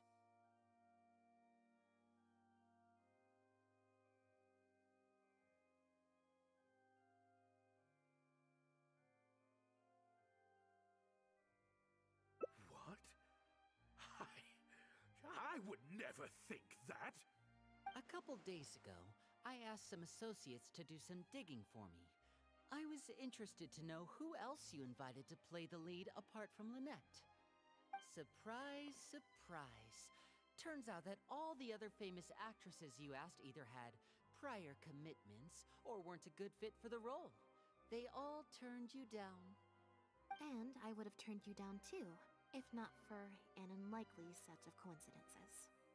You didn't send those invitations because you were looking for a better actress than Jillian, but because your investor wanted a big name in your show, right?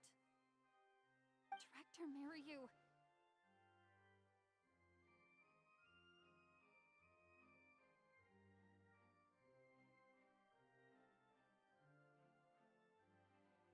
To get Maloney on your side, you chose to make Jillian the understudy, and then look for an opportunity for her to take the lead. I bet you were torn at first, weren't you?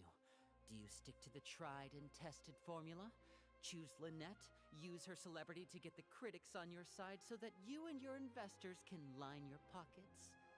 Or do you choose Jillian, so that you and your longtime collaborator can stage the show of your dreams, the original, unedited version of The Lost Puppet?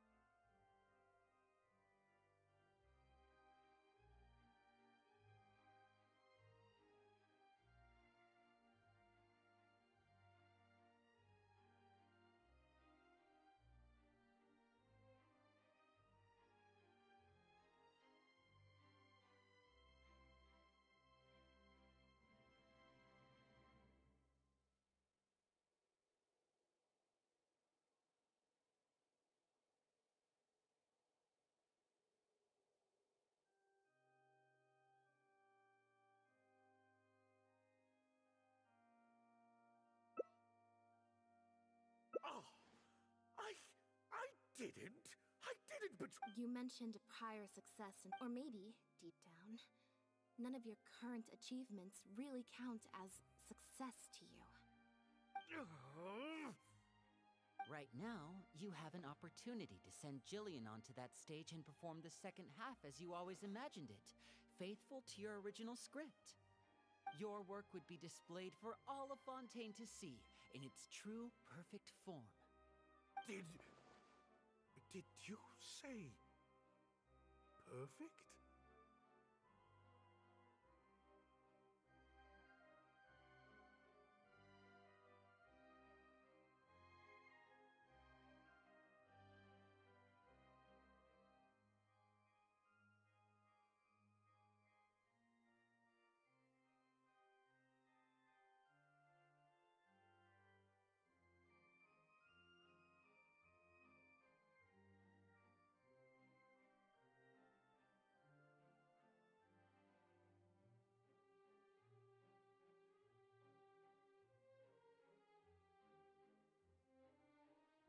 Or will you act now before Maloney and the critics can protest and make your dream come true on the stage? And Jillian's dream. In fact, the dreams of the whole troupe. The whole troupe? Director Mariyu? Actually, most of the money Lyney brought came from us. We all chipped in. We've worked with you for many years now. Your troupe has been here for you all the way from the empty theaters where we first performed to the Opera House today. We watched as you slowly started down a path you used to despise. The path of powerful connections, drinks receptions, backdoor deals with critics, and collaborations based on fame instead of talent. But this is just a temporary measure. I did it for the good of the troupe. And besides, this is how the whole industry works. Everyone else is doing it. Yes, we know. Back when you started, you had to bite the bullet and do these things to keep the troupe afloat. But then what happened? You began to embrace these methods more and more, becoming so reliant on them that every show you put out is overhyped by the media, and every script you write is edited to suit some celebrity's needs. Surely you must have noticed what's happening. While we've been performing at bigger and bigger theaters with each show, the applause is getting quieter and quieter each night, and the criticism from people who've seen the show is growing. Maloney's friends are sycophants. They don't care if the audience is disappointed because the show doesn't live up to their glowing reviews. They praise the things they like and skirt around the things they don't. Look, I know everyone's using the same promotional tactics, but does that really make it okay?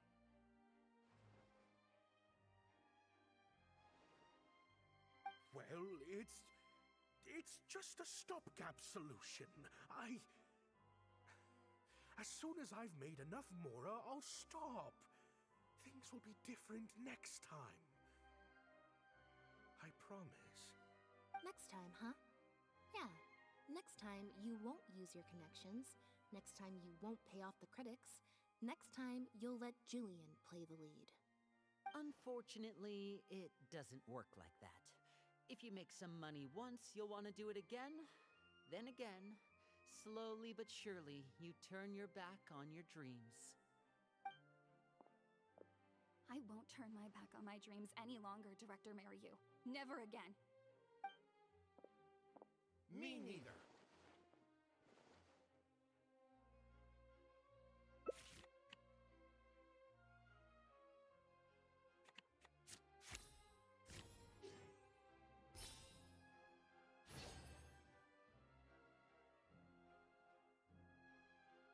Hi.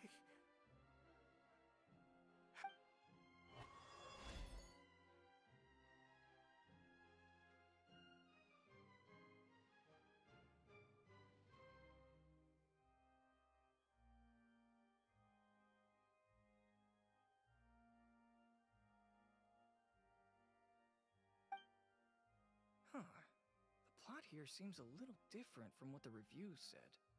The protagonist wanted to return to the stage, so the puppets replaced all her parts with the latest ones available, built her a grand opera house, and summoned a huge audience. And in the end, she forgot herself amidst the applause and cheers of her fellow puppets. Hey, no spoilers! Huh? Wait, hang on, that's not even what's happening. The set has changed back to the one from the first act. Cons, please let this work out. No need to be so nervous, Director Mariu. We only told you Lynette would be quitting the show to get you to make a decision. We wanted you to believe that this show would have to end after today, no matter what you decided. But in truth, I believe that if we choose our words carefully, there's no reason we can't get Maloney to come around and keep the show going.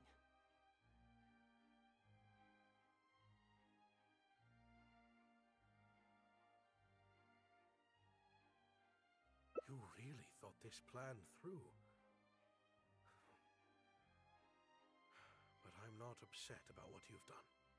What's worrying me now isn't how Maloney will react or whether the show will get cancelled. It's the audience.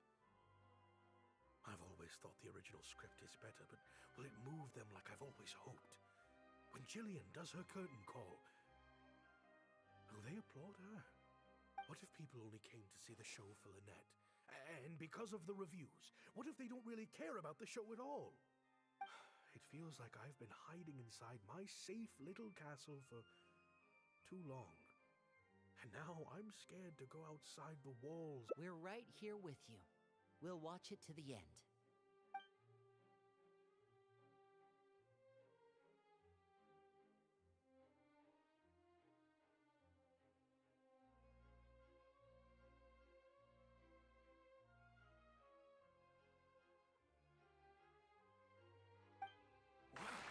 Okay, this ending is much better. I love how they brought back the set from Act 1 and gave it a whole new meaning. What a fantastic twist. Time for the curtain. It's the moment of truth. It is continuing to take off the mask. Always leaving his on.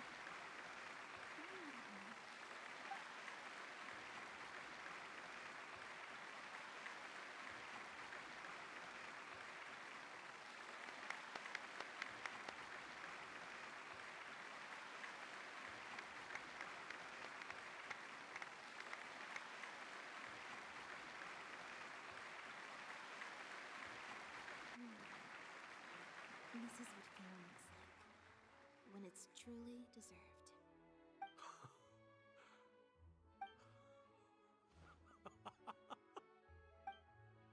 Jillian, you were amazing! Syra was tearing up when you did your final solo dance. Well, so are you. Really? I was so nervous. My legs felt like they turned to jelly. What looked like an actor unsteady on her feet was in fact a poignant expression of the protagonist's frailty in her last moments. Or whatever. Hey, Mario! What the heck was that? Why wasn't Lynette playing the lead? Our articles are already going to press. You better have a good explanation for this. It was my... Hey now, it was all of our... Hold on. The decision was mine, and mine alone. They had nothing to do with it. If you have any concerns, gentlemen, then please direct them to me. Marry you? So it was you? Well then, I trust you'll have no objection to me pulling the plug on this production. Director Mariu, Mr. Maloney, what on earth is going on? Why was Lynette not in the lead role? It took a lot of convincing from me for her to accept the role, and I had to turn down some big work opportunities to come and watch her performance today. You have some explaining to do. Lenny, it was all his idea. Mariu, explain yourself. Wait, Blinny, as a matter of fact, this was a piece of performance art. In this play, the masks and costumes serve to obscure the differences between characters, and by extension, the difference between human and machine. We took that idea to the next level with an actor swap. blurring the lines between one performer and the next. So it's in service of the ambitious artistic goals of the production. What? It's similar to deceiving the audience in a magic show. We employed this technique as a means of breaking the fourth wall. It allows the audience to more intuitively understand the cognitive dissonance felt by the protagonist as a machine trying to reconcile the notion of her humanity. The audience's experience mirrors the protagonist's own confusion and becomes part of the artistic performance itself. Hold up! What is this nonsense? Oh, I see. Well, bravo, Director Mariu. You even had me fooled. That's probably more because you just don't really understand avant-garde art very well, Lenny. Maybe so, maybe so. Well, perhaps it went over my head, but I'm sure our experts here saw the whole thing coming a mile away. You must have worked it out by the end of the first half, surely. Mr. Amory, I just heard that you managed to write your review after just the first... Yes, you're right. Director Mariu and I are old friends. You should have said something. Then I could have played along even better. Yes, well, to deceive the audience, you must first deceive your closest companions. I have to give credit to Lynette and her experience in performing magic. That's what inspired me to take my art to the next level. Hmm? You mean your show was partly inspired by Lynette's background in magic? Well, in that case, I'll have to plug it to everyone I know. Unfortunately, I think Mr. Maloney is going to cancel the show. Cancel the show? Mr. Maloney, is this true? While I accept that deceiving the audience in the manner you did certainly has artistic merit, this is not a magic show, and we don't want our audience demanding their money back. A very valid criticism, and one that I humbly accept. If that happens, we're prepared to reimburse and apologize to any audience members who weren't satisfied with the experience. Plus, it looks like Jillian is better than me at delivering the excellence people want to see. I'm sure audiences will be very happy with the show if she's allowed to stay in the leading role.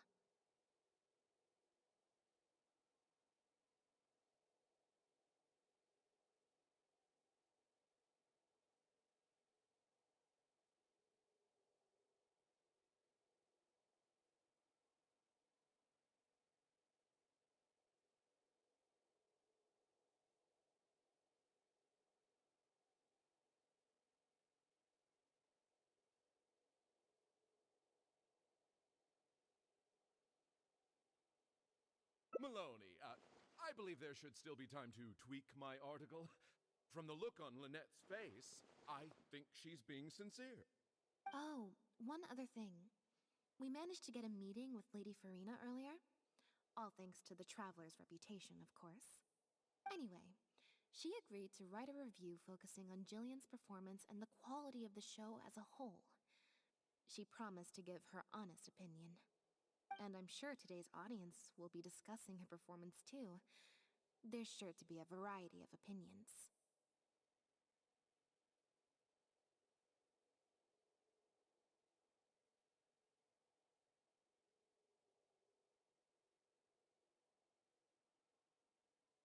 Oh, I mean, art at its finest, clearly.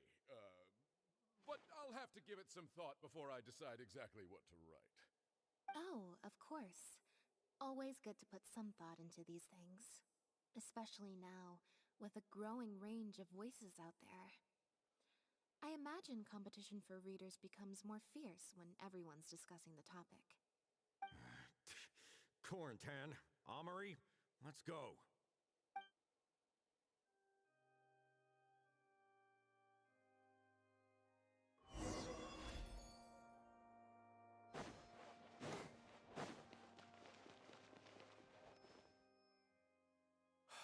Thank you both. I always told myself that once I'd made enough Mora, I'd get back to doing what I loved. But somewhere along the way, I started to lose sight of what that was. Just like those critics with their dishonest reviews, I became all about the trappings of success, at the expense of the art itself. You're right. Yes, I'm a very lucky man. Anyway, enough about my problems. What are we going to do about the threat letter that Lynette received? I've been looking into it a lot over the past couple of days, but it doesn't seem like it was one of our competitors after all. Ah, yes, about that. Lynette, do you have a moment? Wait, you're Jillian's sister, right? I'm sorry. Gina insisted on coming to see Lynette. I couldn't stop her. Lynette, I'm sorry!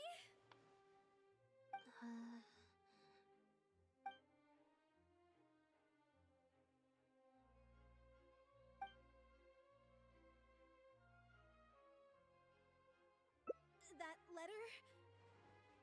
I was the one who wrote it. What? Gina? So it was you? Director, it's time for... Oh, okay. Weird energy here. I think we came at a bad time. Lynette, Gina must have been worried sick about me. Jillian, no! This is completely my fault, and I'm the one who should have to bear the consequences. I got the wrong end of the stick and completely misjudged Lynette.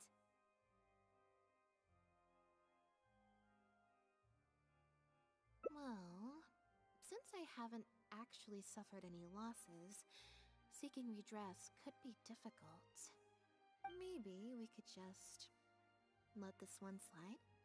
Really? After all, Gina would... In any case, I think we can all agree it was a misunderstanding and nothing more. No need to overcomplicate things. But still, I was wrong to write that letter. I should own up to my actions, make it up to you in some way.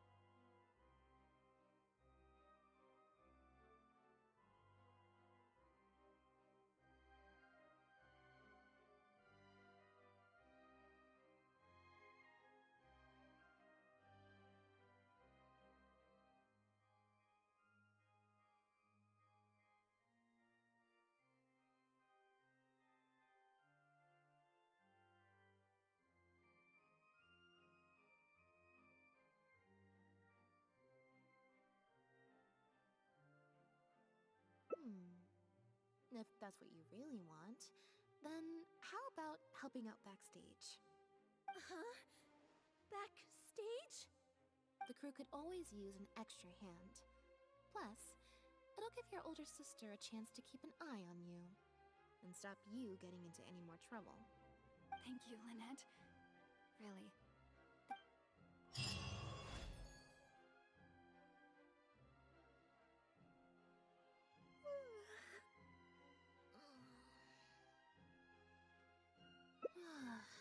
Is it? I'm so much more at home here in the audience. I get to sit on a comfy seat, and I don't have to activate my energy-consuming modes all the time. Mariyu said she's a very promising young actress, and she has natural chemistry with her older sister. In their capable hands, the show doesn't need me to attract an audience anymore. Phew. Freedom at last. Fame is more trouble than it's worth. I'd rather leave that side of things to my brother and the others. I'm happiest when I get to sit in a quiet place, watch them do their thing, and cheer them on. Yep, exactly like I'm doing now.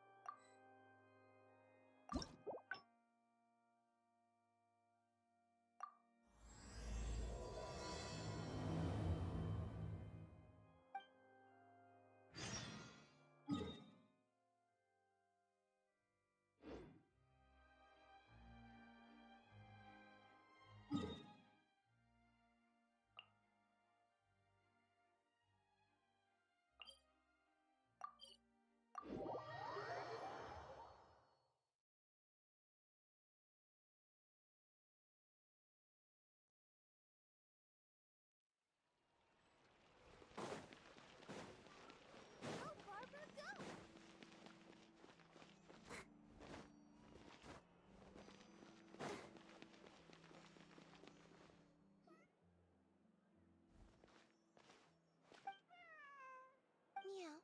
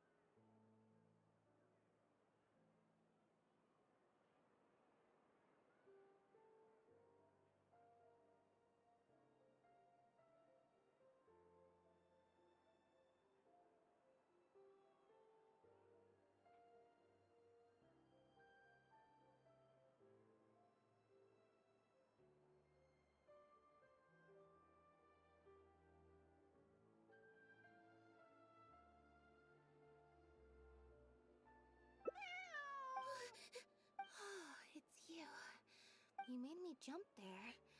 I thought they'd finally caught. Well, my heart rate did. Objectively, half an hour ago, I was at Hotel Probably. Is that so surprising? We took all the kids anyway. It just so happened that. Yep, you nailed it. In fact, the show's called Art is Not Comprehended at the drinks reception, but being the center of attention is draining. So the moment they left me to go harass the director instead, I was out of there.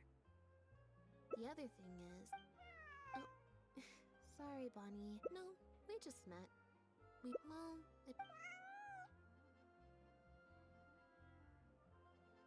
Yeah, that's right. Good kitty. We'll go find your owner soon. I promise. Nope. Her stomach's been growling a lot. Well, it's fine. Poof! A phaetometer.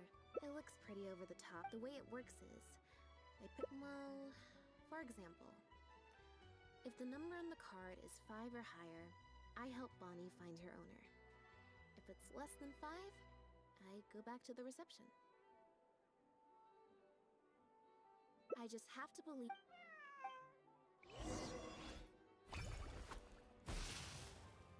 Huh, I didn't like that.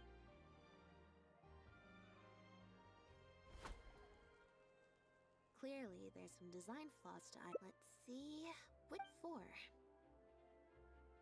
Well, the cards fell on the ground if you want to get the right answer. So, to put it another way, if picking a card up off the ground is how to not leave... Thank you. This one is final, I promise. Here, take the phaetometer. If it's 5 or above, that means fate successfully changed. Anything lower than... Also...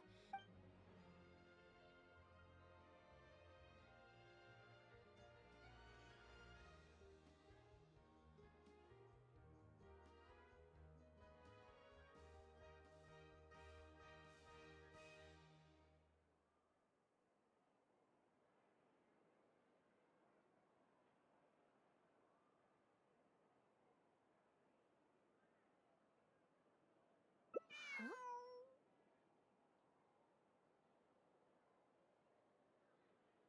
What you're saying is... Is that really okay?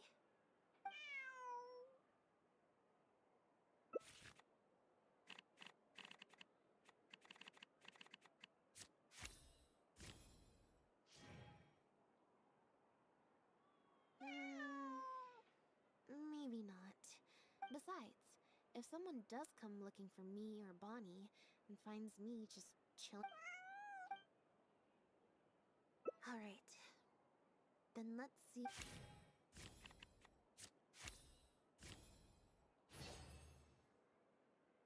So, we're looking for Bonnie's owner? There's 20 cards in total, numbered 1 to... I should also mention, this time to put it in perspective...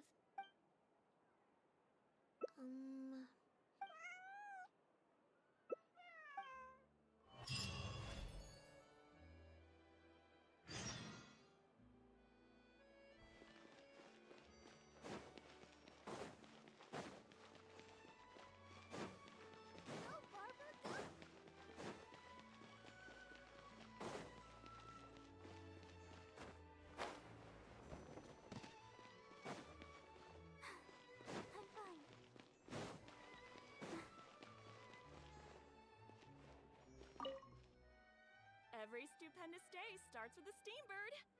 Oh, hi Lynette. Hi Traveler. What can I help you with? Yep. Why, of course. Well, we've registered... Also, if you've got some time, you should stop by my... Alright.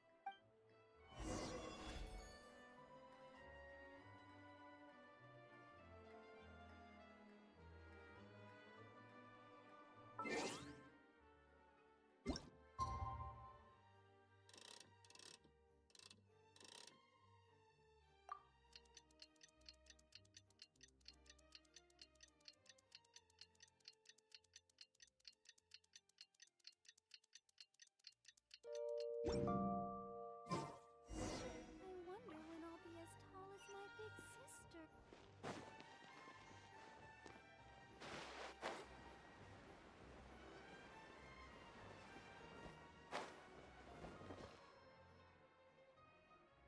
I believe this cat... I already told... Just... Oh. This is my friend... No, it's far... Bond... That's...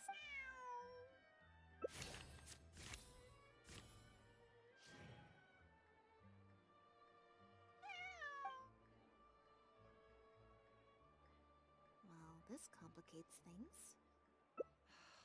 Listen, I'm the director of... She just... If she turns out to be one of ours, I'll...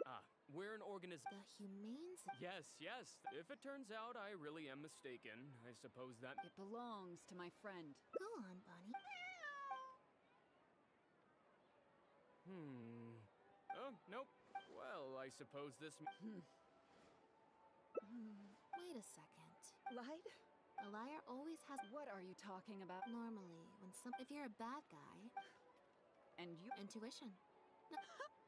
You're right. I'm a member of the Guards. The name's ḽYNETTE. I'm currently investigating a cross-border smuggling case. This cat here... Bonnie was her name? Well, her owner is one of the prime suspects of our investigation. A couple of days ago, I just so happened to stumble upon your notice. The impact of this case has been a new kind of illegal. We confiscated and criminals after the original synth debacle. We put several measures into place to prevent similar incidents from occurring. We only recently got word of the presence of imitation synth overseas. We managed to... The ɪᴍᴘᴄᴛ Phantom launched an investigation. He's a researcher at the...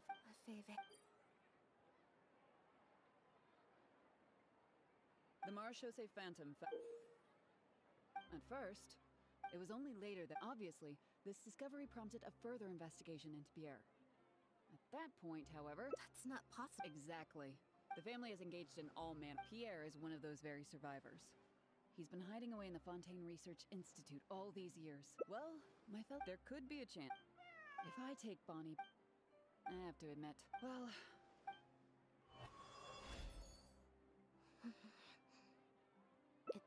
It's just...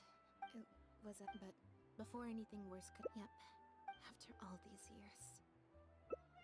Don't worry, he's been acting strange recently. Thinking about it now... It's almost like the one I drew from that deck of cards was part of his plan all along. He must have asked Fremenée to help him out. In any case, I know he's hiding something from me. It's very even after all these, you'll have to help me teach him a lesson if we. Yep.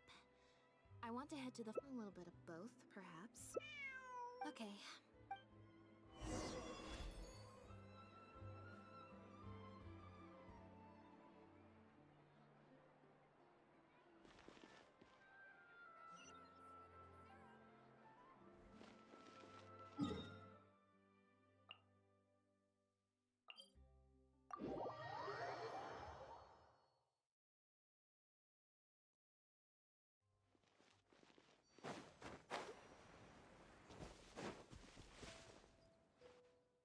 Lynette, You can drop the.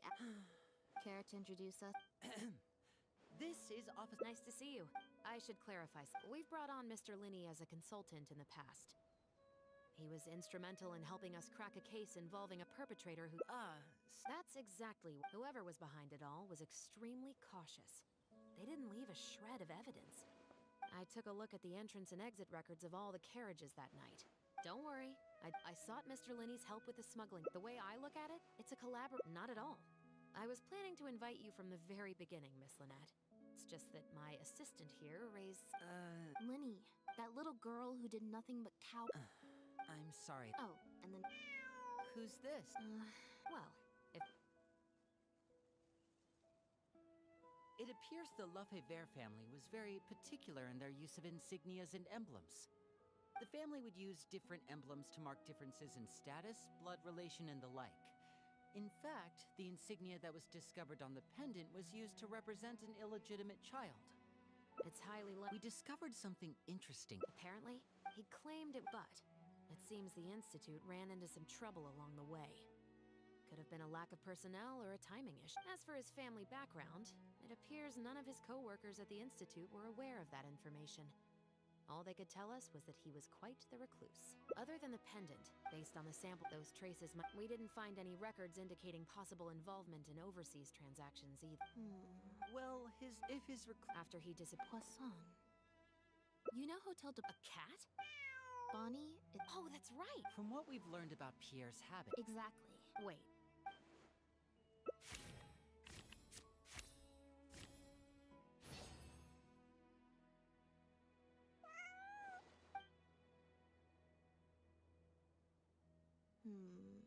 Near the. Well. Well, if it works. Cats and humans, of course, body language has its limitations. You're not gonna be able to get across anything too complicated. The important thing.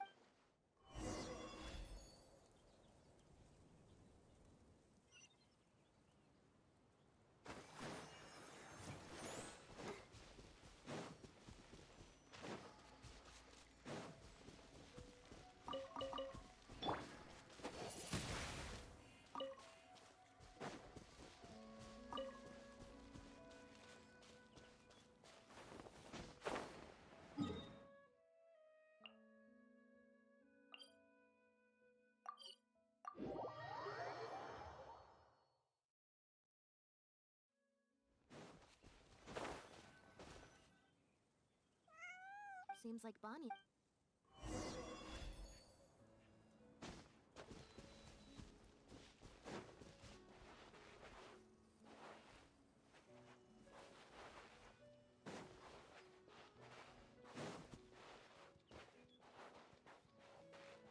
Guardian up ahead.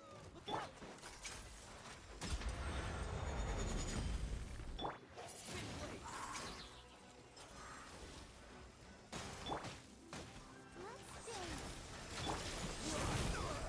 Nothing to fear.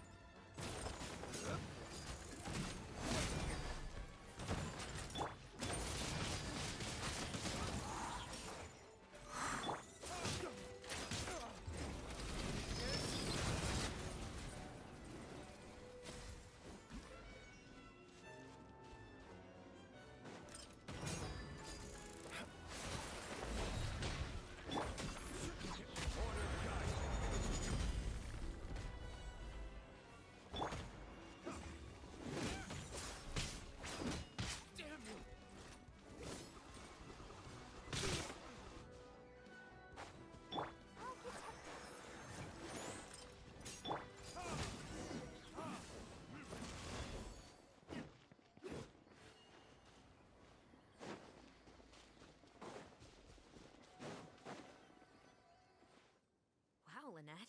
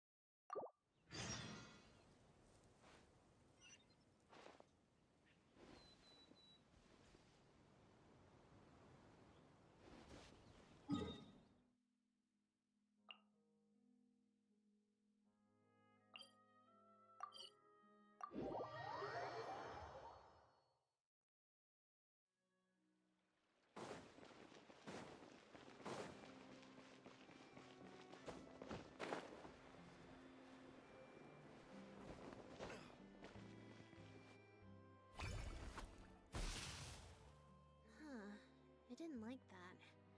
Was I using it wrong? Maybe if I just...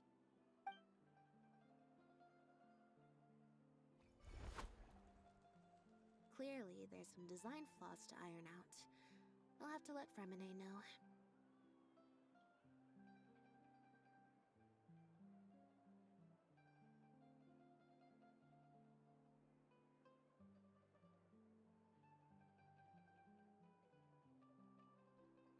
Let's see... Which card did I get? 4. Well, the cards fell on... If you want to get the right answer, you have to let fate So, to put it another way, if picking... Or... Thank you. Here, take the fate... Also, if you...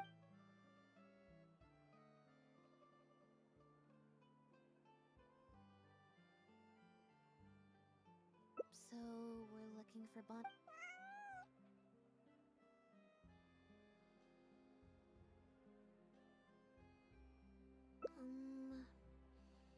I think I'll go...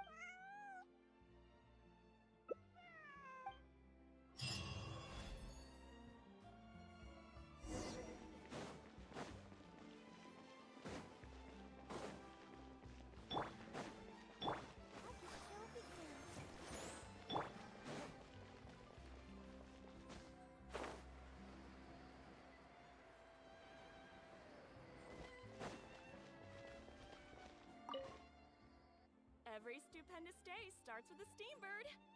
Oh, hi Lynette. Hi Traveler. What can I help you with?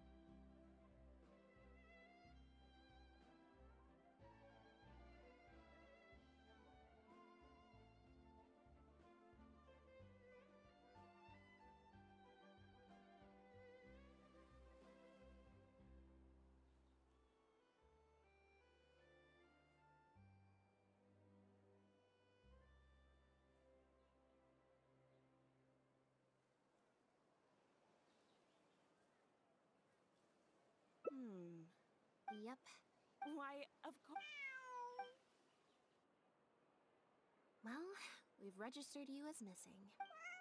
Also, well, if you've got some time, you should stop by my place tomorrow to see Bonnie. Alright.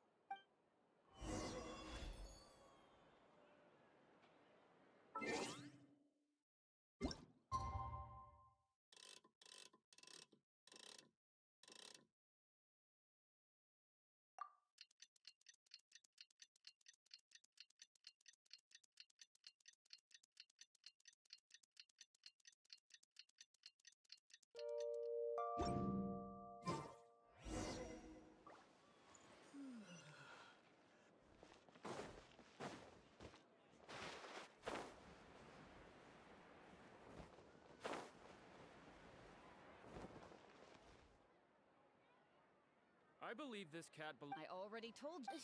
Just... Oh, This is my friend's...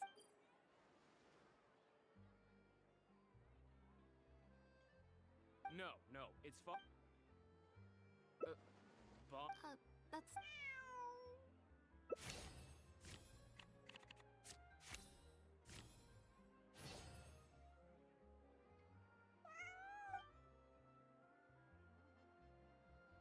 Well, this complicates things. Listen, I'm the director of the... If she turns out to be one of ours, we're an organ... The Humane Society. Yes, that's the one. If it turns out... It belongs to my friend. Go on, Bon. Oh, nope. Well, I suppose... Wait a second. Lied? A liar always... What are you talking... Normally, if you're a bad... Intuition. You're right. I'm a member of the... A couple of days ago, I just so happened to stumble upon your notice in the Steambird. The impact of this case has been huge. A new kind of... We confiscated all the synth on the market and criminals after the original synth debacle. We put several measures into place to prevent similar incidents from occurring. We only recently got word of the presence of imitation synth overseas. We managed to track the µṛ Phantom launched an He's a researcher. The µṛ Phantom... At first, it was only later that obviously, this discovery prompted... That's not possible. Exactly. The family has engaged Pierre as one of those very survivors. He's been hiding away in the Fontaine Research Institute all these years. Well, there could be a chance. If I take I have to admit, well...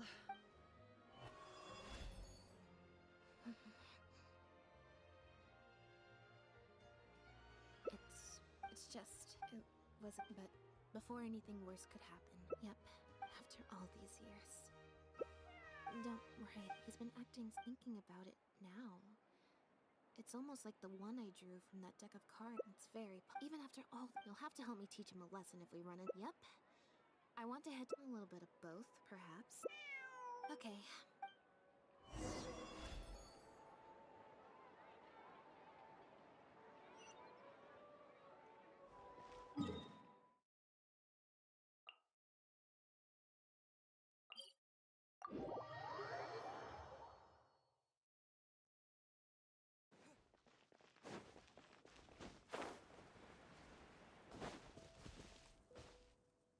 Lynette, you're, not... You can drop the... Care to introduce us?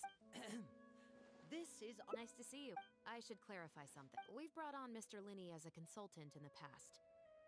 He was instrumental in helping us crack a case involving a That's exactly. Whoever was behind it all was extremely cautious. They didn't leave a shred of evidence. I took a look at the entrance and exit records of all the carriages that night. Don't worry, I sought Mr. Linney's help with the smuggling. The way I look at it, it's a collaboration. Not at all. I was planning to invite you from the very beginning, Miss Lynette. It's just that my assistant here raised... Linney, I'm not that little girl who did nothing but cower in the corner in fear. I'm sorry. Oh, and the next... Who's this? Well, if... It appears the ḻыfever family. The family would use different emblems to mark differences in status, blood relation, and the like. In fact, the insignia that was discovered... It's highly likely... We discovered something interesting. Apparently, he claimed it, but...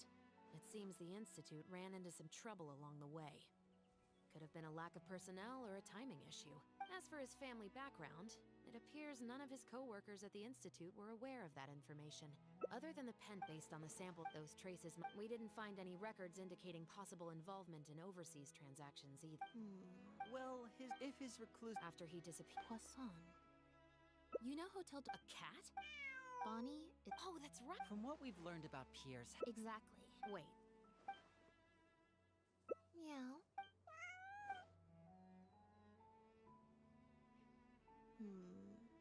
Well... Cats and humans, of course. The important thing...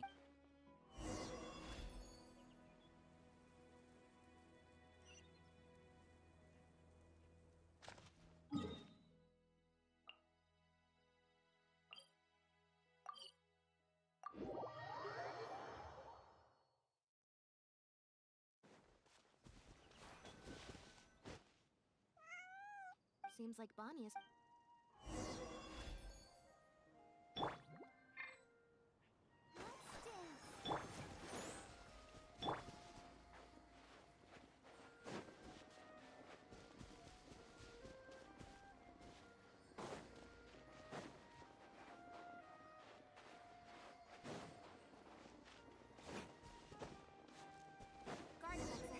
Look out!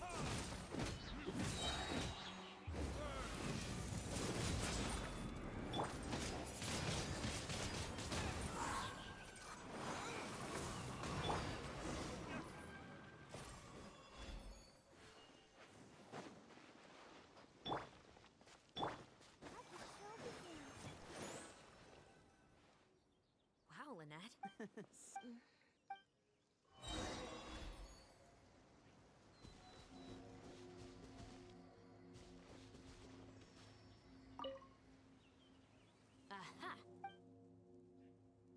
Looks like he's got more. He's cleaning it. The special it must have taken. But what are these?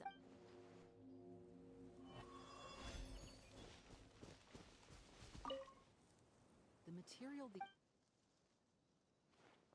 It's the very same. Even the strings. I came across some bags made of the same material, just very simple. But what could these big...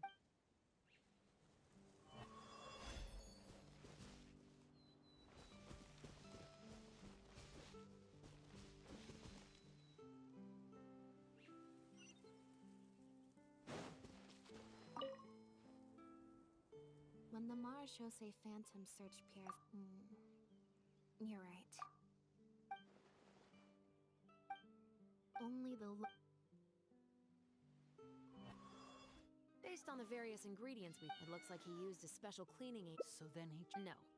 I don't believe our suspect is the kind... The cleaning agent and the sealed bag. The barrels we found... If you put a... Yes. With flotation rings around the body of the barrels, they'd stay upright in the... You think he used floating... But then, wouldn't the barrels be carried... Traveler.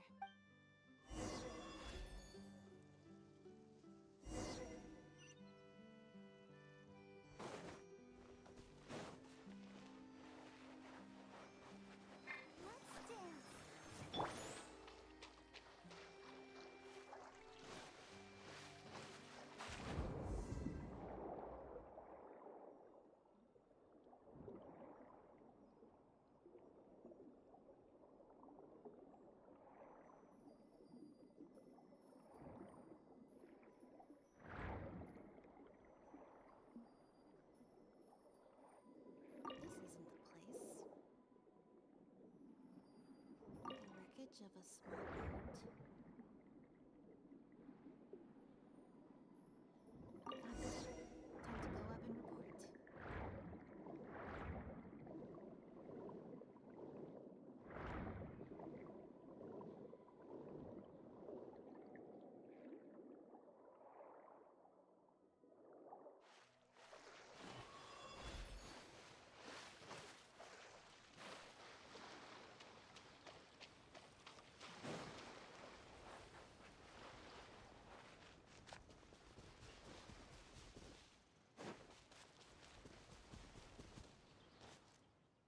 As expected, with this anchor, we also came up. Let's talk this through. Based on the... It could be. It seems like... Well, if that's the case, they must not have a very close... Let's not jump to the most... Let's say for now that he was only in charge of... Since we've determined... We can certainly check the various ports for that information. It's possible, however, that Pierre's associate also used a small boat for the transport. Absolutely. Unfortunately, we were You're right. They must have found a way to disguise... Exactly. I'll run home and... I should also head... All right.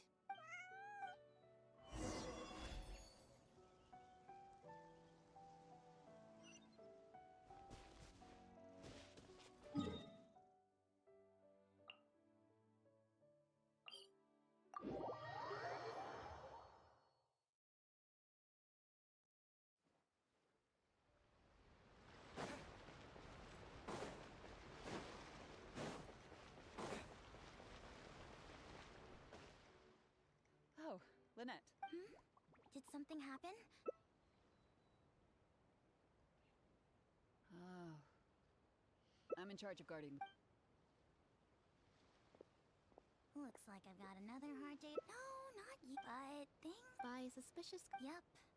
So what happens to the... Oh, if the goods are only... Sorry for the wait. Oh, you... Actually... Huh. Huh? Why don't you have a look...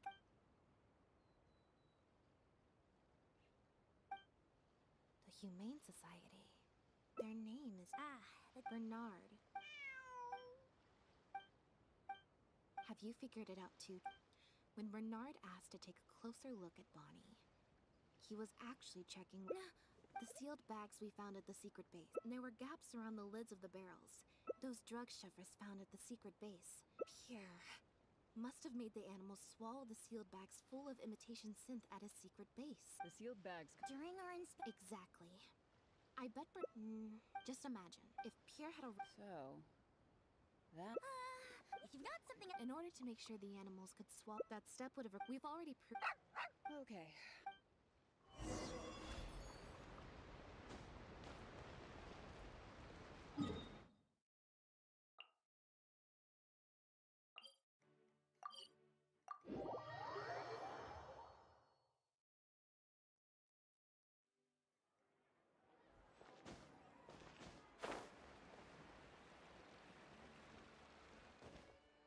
The headquarters of the Humane Society should be somewhere.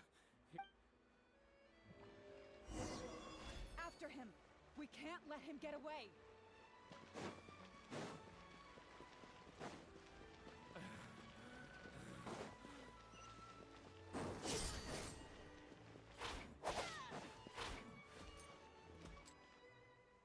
Give it up, Bernard. Mercy. The Humane Society... Look. No one... Well, it's said that but then I would and a few days after that guy, Pierre, he... Look, And when did he say... Just listen. It's been a few days since Pierre's... Sure sounds like... No! Well... I know. Bonnie helped.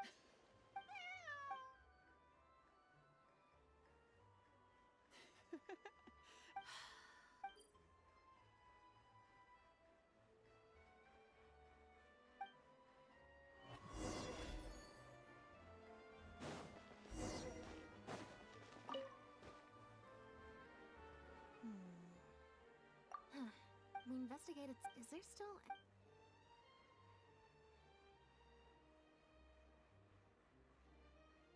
Bernard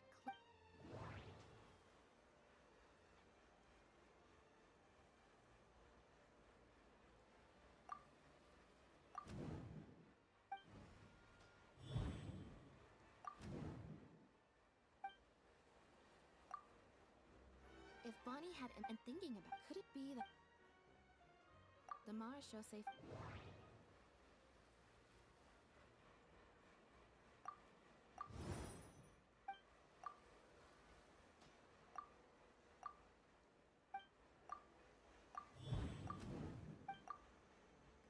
Why would he leave so... Well...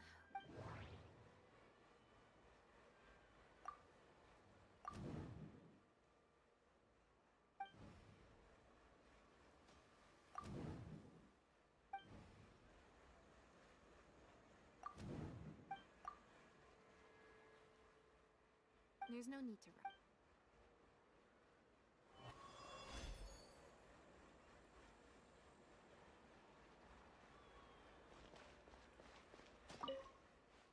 Now behave. And... That hurt.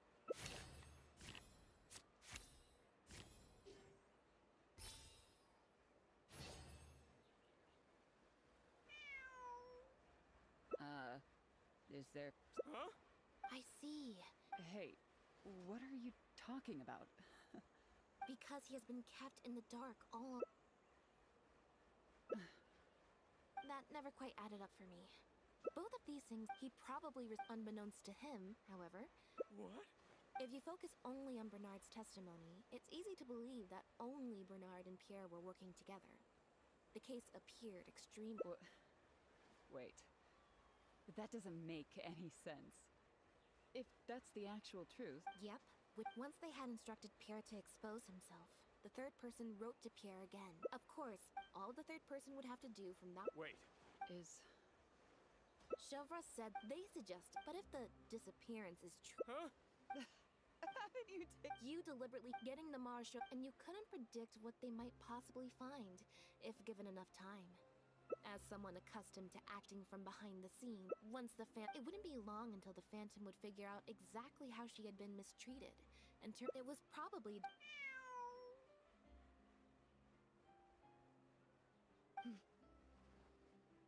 Still, you, like Bernard, you desperately wanted to confirm the contents of her stomach, so while investigating the suspect's cat, Bonnie had manipulated the Traveler and I to help you identify Bernard as a key suspect. You used...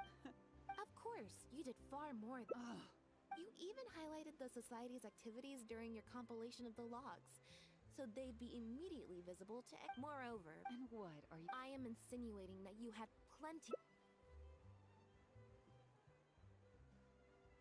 And that's how neither the trafficker nor the manufacturer. Pierre Mien, having received. I can't believe it. I never put two and two together. So, what do you think she's going to say next? Ever thought about? You know, very that way, but you still want to do that. The location would ideally allow you to keep the body hidden for some time, while also letting you keep an eye on it.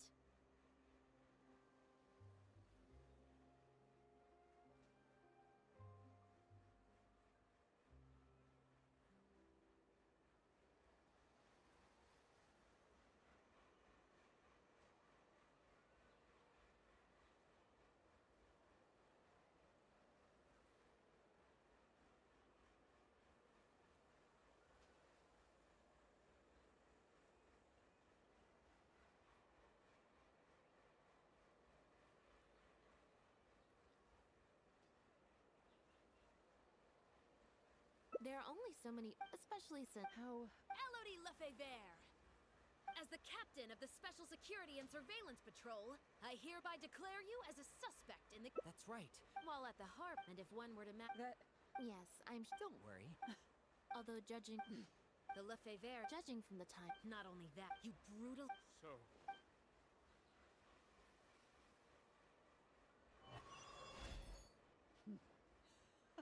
They were worth. I lost all my chances of a normal life just because I was born into their lot. Not only that, but because they wanted me to become an undercover agent. I had. Do you know anything about what I've been through? I don't, and neither do I care.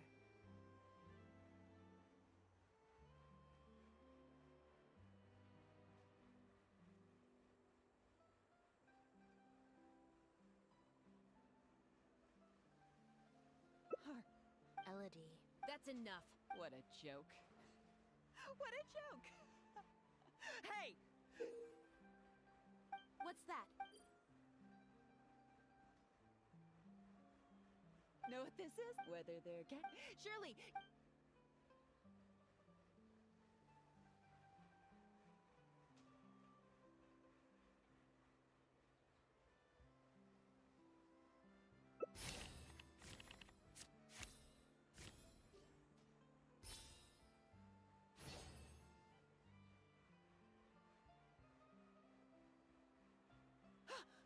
Hey! Don't do anything stupid! Guard!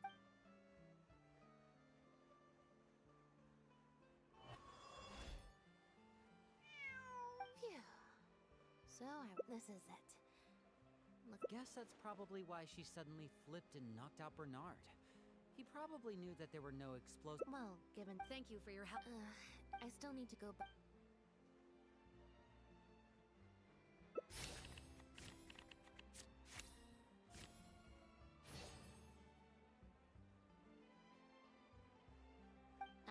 So once I'm done talking.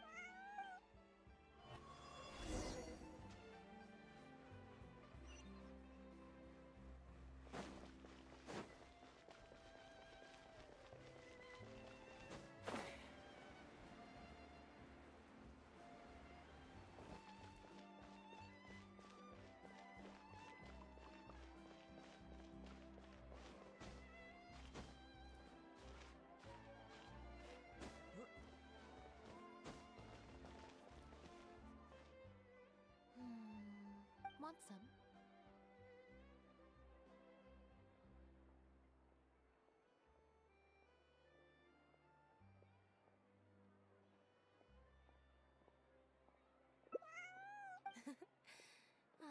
I see she's already starting to snuggle up to you.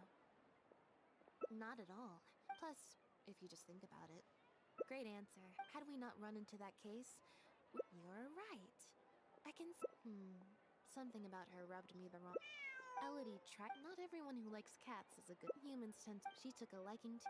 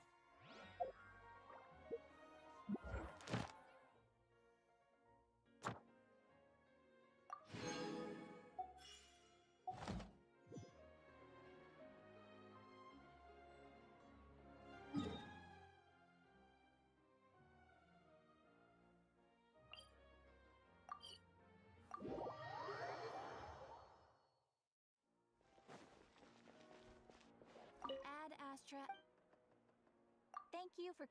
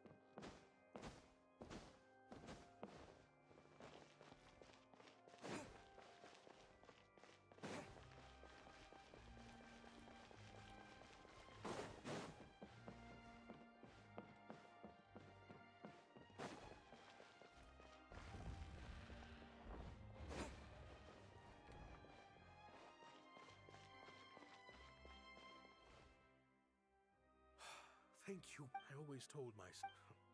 Just like those. You're right. Anyway, I've been looking. Ah, yes. I'm sorry. Lynette.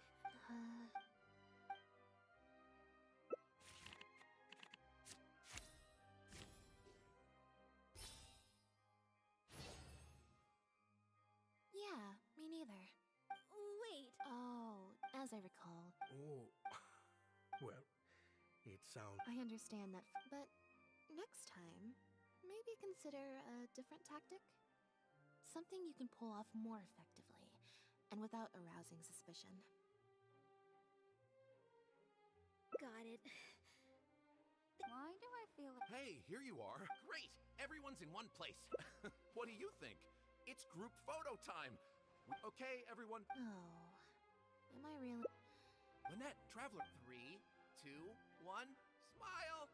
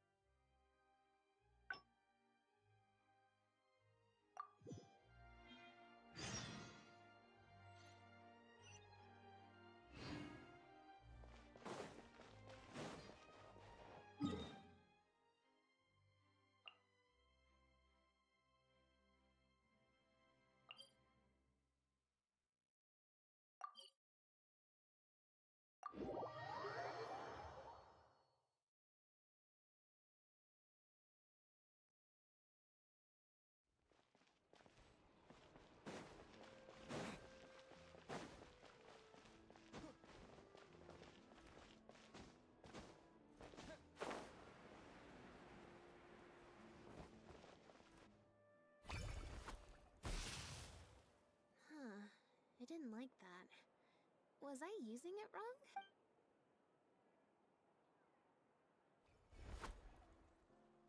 Clearly, there's some design flaws to. Let's see. 4. Well, the cards, if you want to get the right. So, to put it another way. Or. Why don't you pick a card? Since I ran into you. Thank you. Here, take. Also.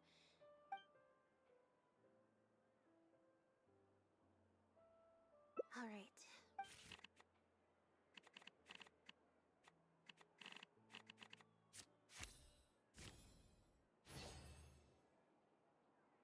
So, we're looking for Bonnie. There's 20 cards in total. I should also mention, to put in perspective.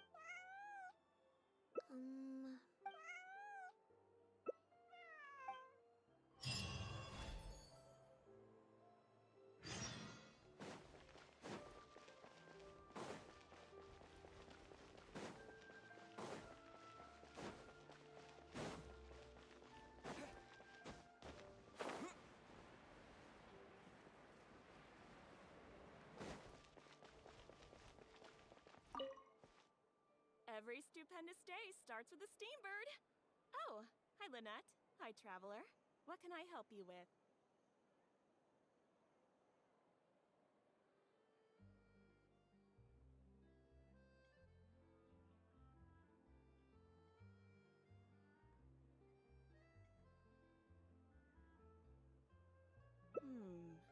Yep.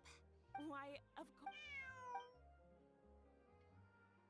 Well, we've registered. Also, well, if you've got some time, you should stop by my place tomorrow to see Bonnie. Alright.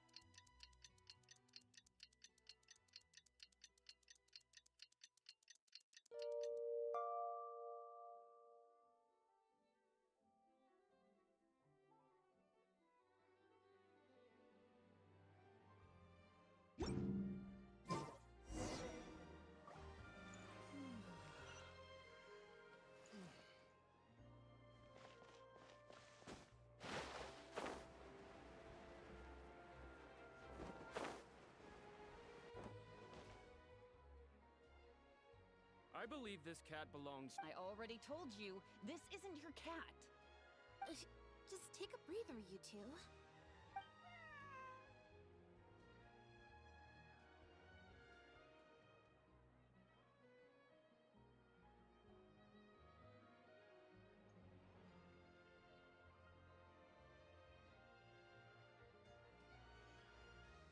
Oh, you're here.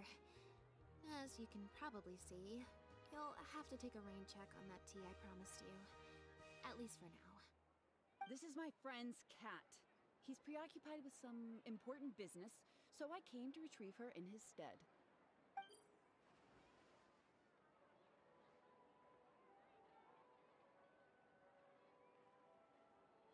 No. It's far more likely this cat escaped from the Humane Society.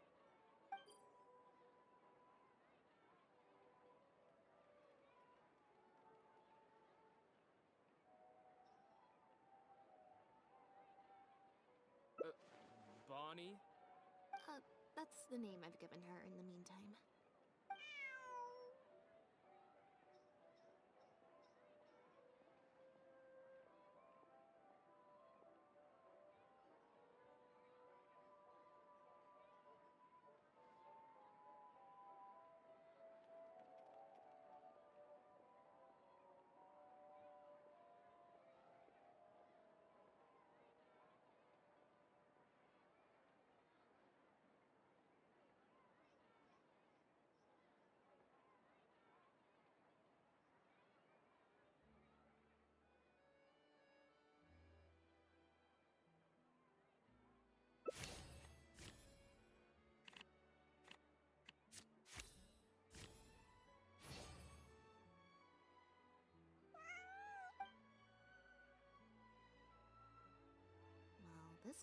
complicates things.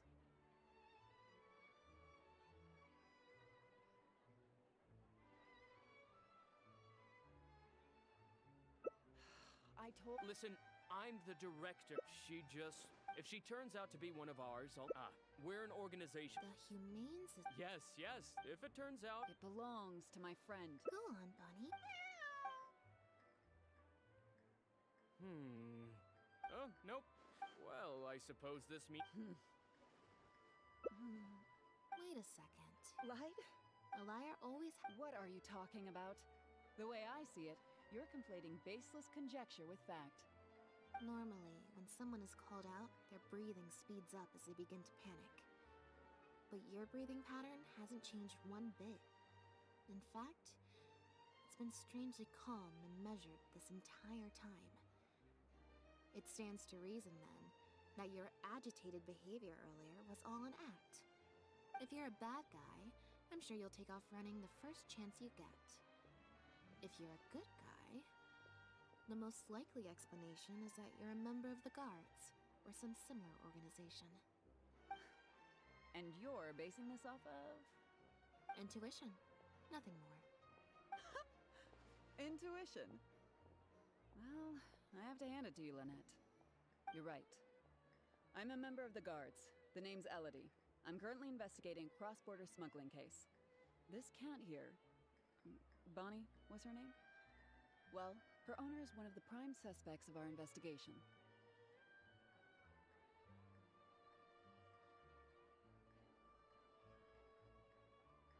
A couple of days ago, I just so happened to stumble upon your notice in the Steambird. The impact of this case has been a new kind of illegal. We confiscated and criminals after the original synth debacle. We put several measures into place to prevent similar incidents from occurring. The perpetrators got smart, though, and shifted their sales overseas before those measures could kick in. That's when the imitation synth smuggling began. We only recently got word of the presence of imitation synth overseas. We managed to track down evidence of some early transactions.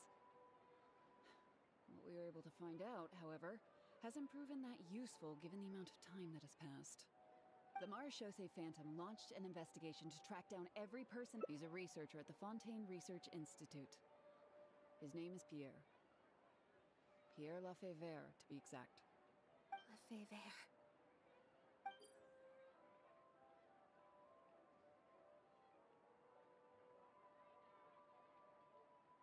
The µrZicu Phantom found him in Poisson. In addition to the cat, he also had a pendant with him.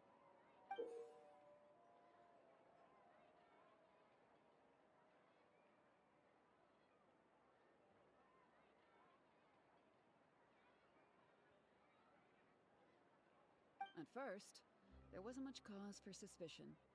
A search of his house didn't reveal much to go off of either. The µrZicu... It was only later that we... Obviously, this discovery prompted a further... That's not possible. Exactly. The family has engaged... Pierre is one of those very survivors. He's been hiding away in the Fontaine Research Institute all these years. Well, there could be a chance. If I take Bonnie back... I have to admit, well, I've got...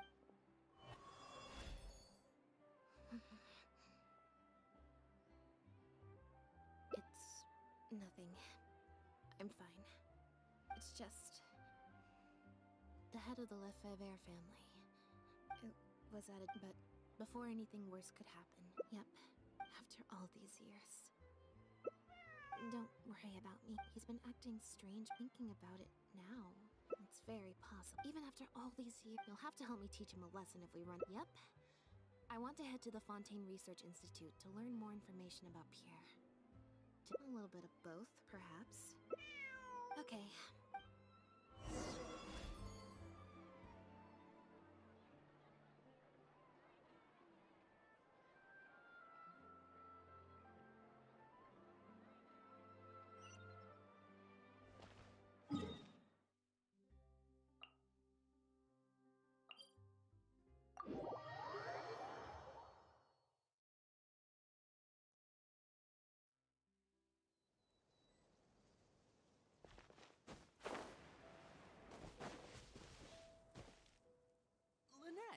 You're, not at rehearsal?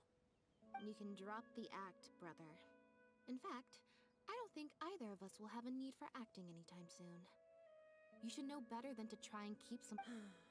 Care to introduce us to your This is nice to see you.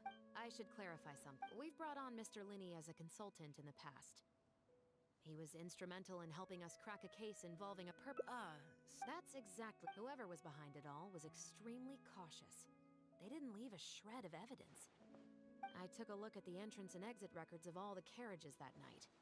Let's just say it wasn't hard to deduce that... Don't worry, I sought Mr. Linney's help with the smuggling case. The way I look at it, it's a collab... Not at all. I was planning to invite you from the very beginning, Miss Lynette. It's just that my assistant here raised... Linny, that little girl who did nothing but cower in the corner... I'm sorry. Oh, and the next... Who's this? Well, if the... It appears the ⵍYNETTE family was very particular in their use of insignias and emblems. The family would use different emblems to mark differences in status, blood relation, and the like. In fact, the insignia that was discovered on the pendant was used to represent an illegitimate child.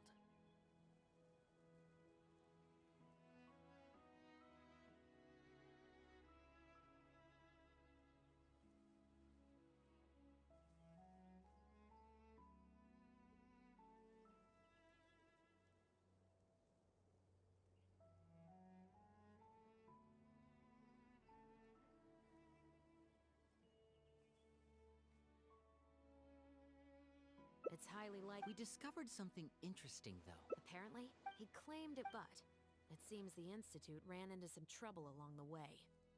Could have been a lack of personnel or As for his family background, it appears none of his co-workers at the Institute were aware of that information. All they could tell us was, other than the pendant based on the samples, those traces might... We didn't find any records indicating possible involvement in overseas transactions either. Well, his neighbor... If his recluse... After he disappeared... Poisson. You know Hotel de Bourg? A cat? Bonnie is... Oh, that's right! From what we've learned about Pierre's habit... Exactly. Wait.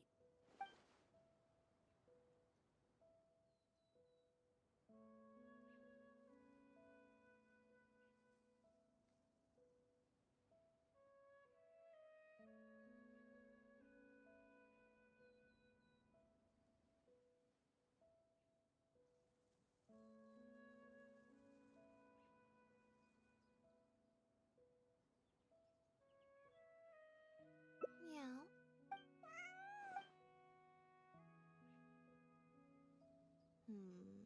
Near the coast, the beach... Well, I've certainly never taken a witness statement like this before.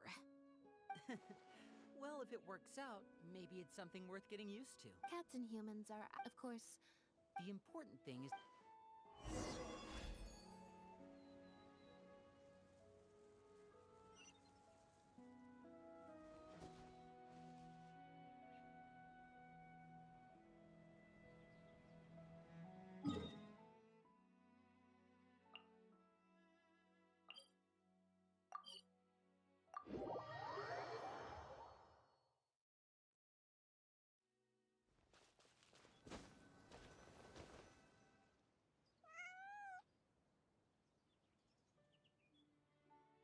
Seems like Bonnie is trying to take us somewhere.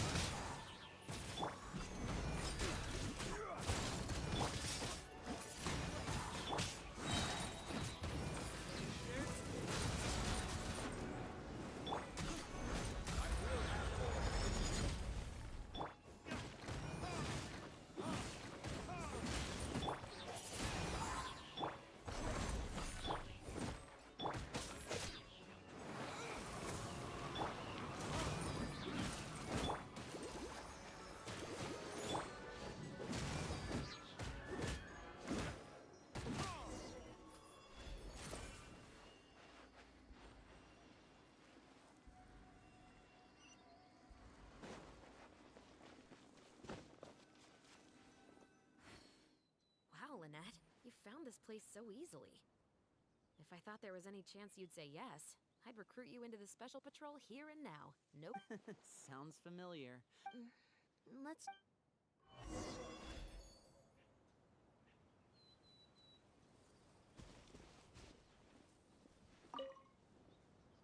Aha! Looks like he's got more than these cleaning aids. The Special Patrol, it must have taken... But what are these up?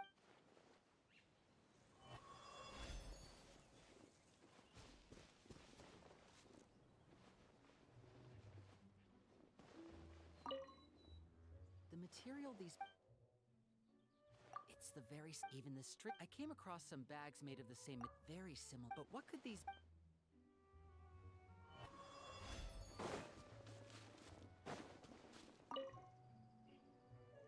When the µṛζose phantom searched Pierre's house... You're right. That doesn't seem like his way of doing things.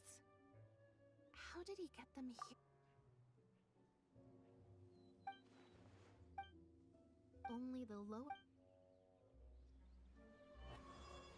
Based on the various ingredients, it looks like he used a special cleaning... So then he No.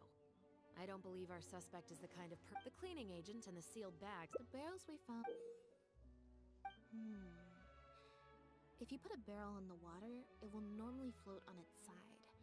Unless it's heavily loaded. Yes. With flotation rings around the body of the barrels, they'd stay upright in the water. And then, he could afford to load them more fully. You think he used floating barrels? I suppose if he acted at night, when there are very few other boats around and visibility is low... But then, wouldn't the barrels be carried off by the waves or the currents? How would the person doing the pickup know where to look? Traveler.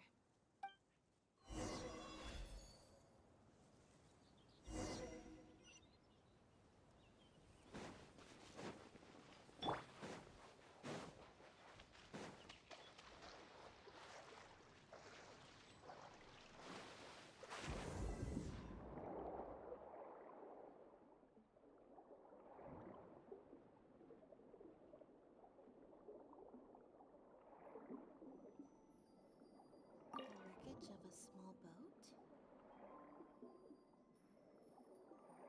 This isn't the place.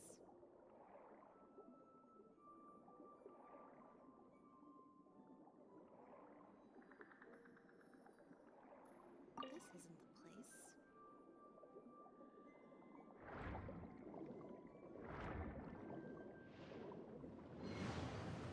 Got it. Time to go up and report.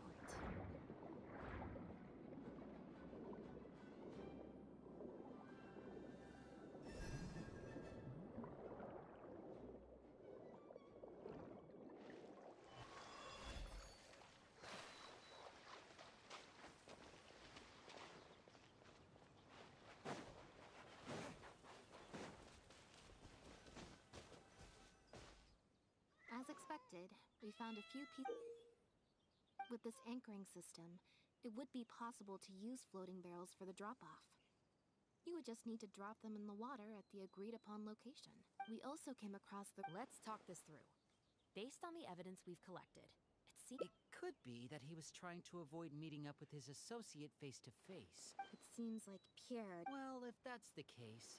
They must not have a very close working relation. Let's not jump to the most important thing. Let's say for now that he was only in charge. Since we've determined that We can certainly check the various ports. Absolutely. Unfortunately, we were never... You're right. Whatever. They must have found a way to disguise the imitation synth to clear port inspections. Exactly. I'll run home and... I should also head back. All right.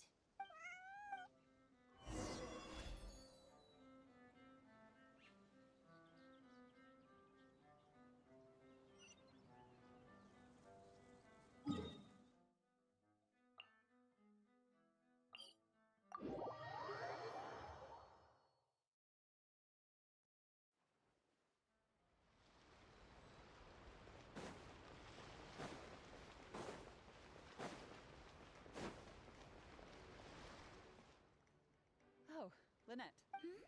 Did something happen?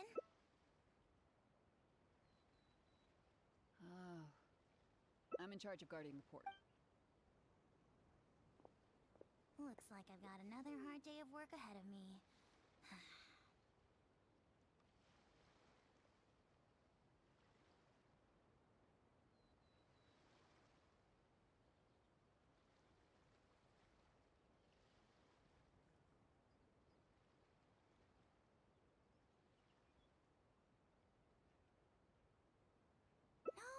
Usually, but things are much more. By suspicious cargo, do you mean imitation synth? Yep. However, prohibited substances are just. So what happens to the goods you confiscate? Oh, if the goods are only. Sorry for the wait. Oh. Actually. Huh. I wonder why Gerard is reacting to you two so strongly. Huh? Why don't you have a look at the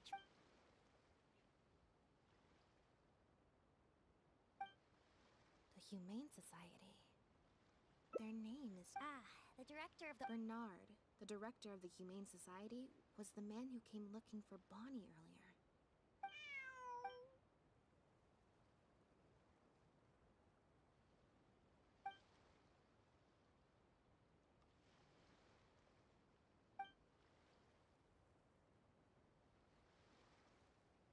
Have you figured it out too, Traveler? The way the criminal disguised the goods? When Bernard asked to take a closer look at Bonnie, he was actually checking whether there was any imitation synth in her stomach.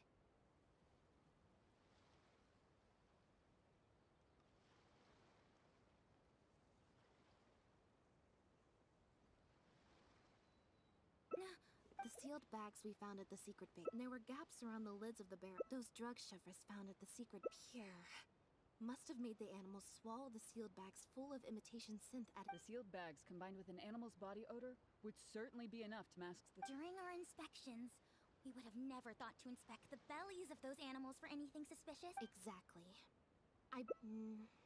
Just imagine, if Pierre had already hidden the next... So... that...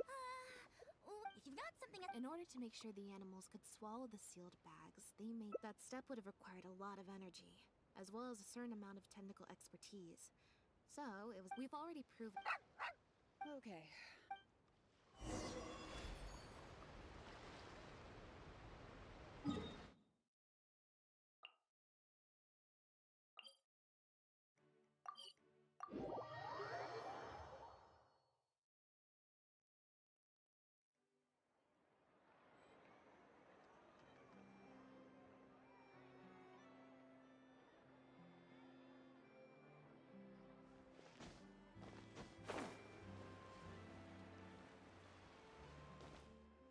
The headquarters of the Humane Society should... Here are the people. After him! We can't let him get away!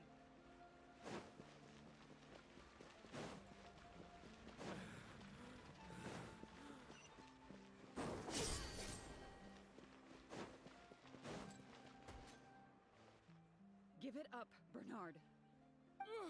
Mercy. The Humane Society... Look, I didn't have a choice, okay? My father cared about those... No one asked. Tell me, how did you first get to know Pierre? Well, after I took over the Humane... It said that I could stay, but then... Pierre, I would order... And a few days after... That guy, Pierre... Look, I don't... And when did he send his... Just last night. It's been a few days since Pierre's last... I burned... Sure sounds like a... No! Well... I know. Bonnie helped.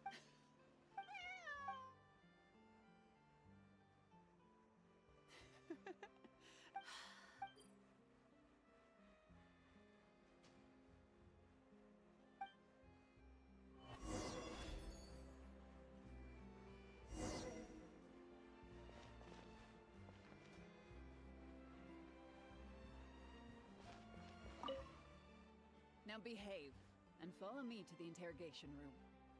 Ow! That hurt. Ow!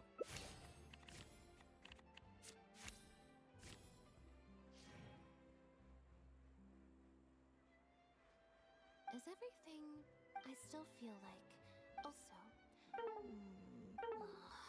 no good. I've still got... Alright. Let's go to the before my...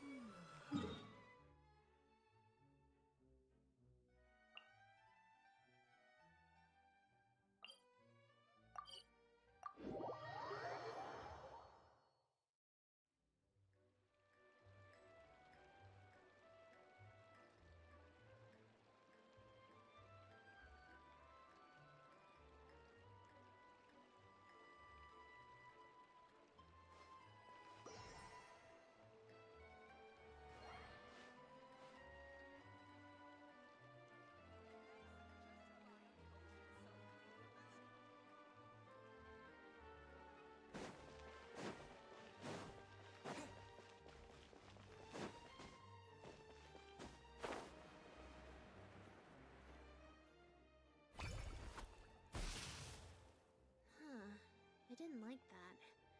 Was I using it wrong? Maybe if I just...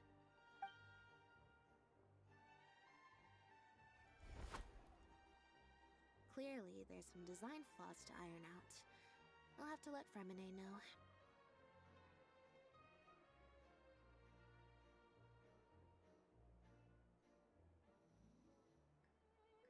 Let's see... Which card did I get? 4. Well, the card, if you want to get the right answer. So, to put it another way, if pick... Or... Why don't you pick a card? Since I ran into you here, that means... our fates are, like... interfering with each other.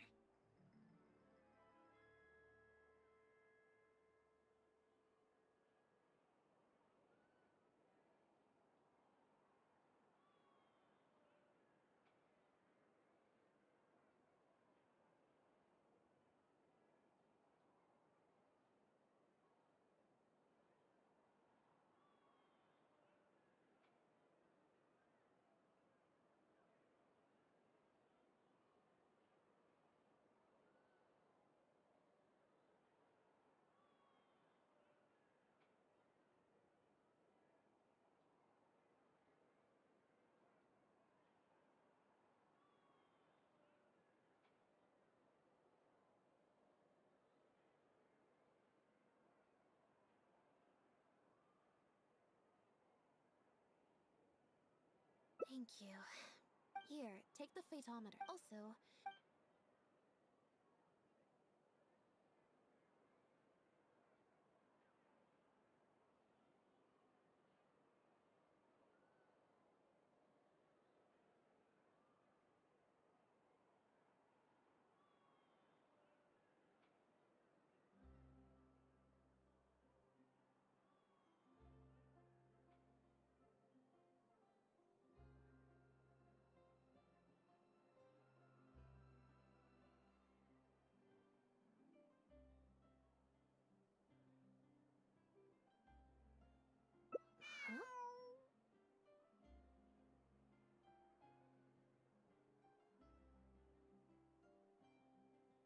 What you're saying is, since nobody's come looking, is that really okay?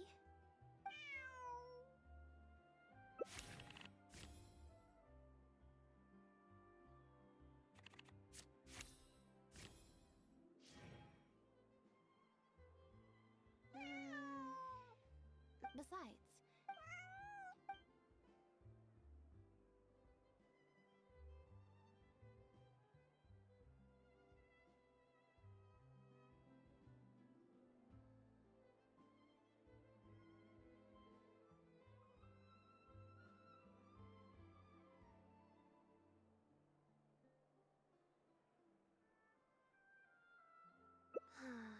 Back to the drinks Nope, I said it was... Besides, the drinks reception, it might get sued for breach. Oh, one other thing.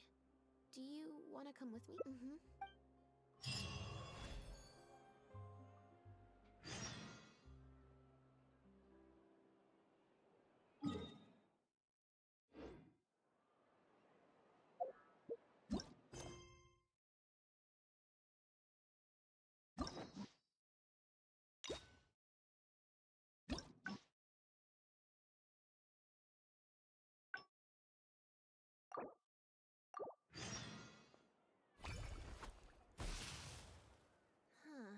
I didn't like that.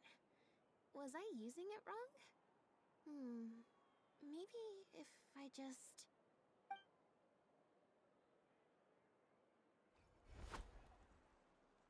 Clearly, there's some design flaws to iron out. I'll have to let Fremine know.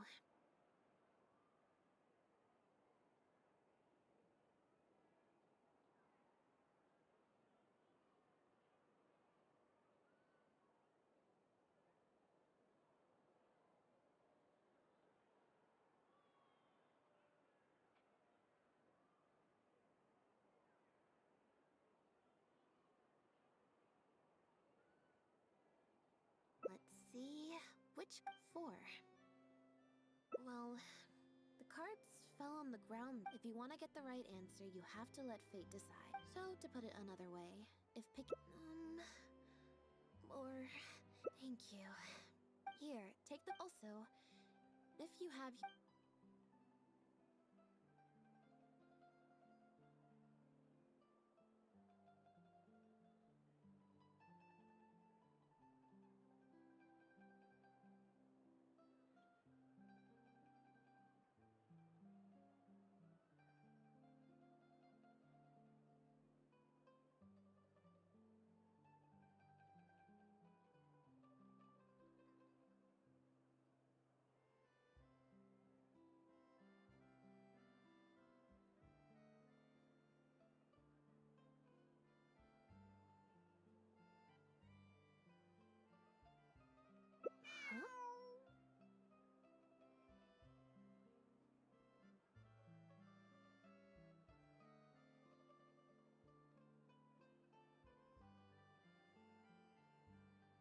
What you're saying is, since nobody's come looking, I can just keep hanging out with Bonnie for a bit longer?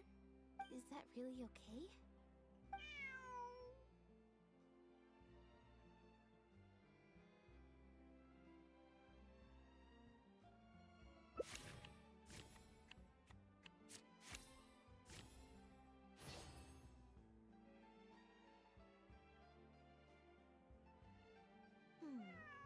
You make a good point.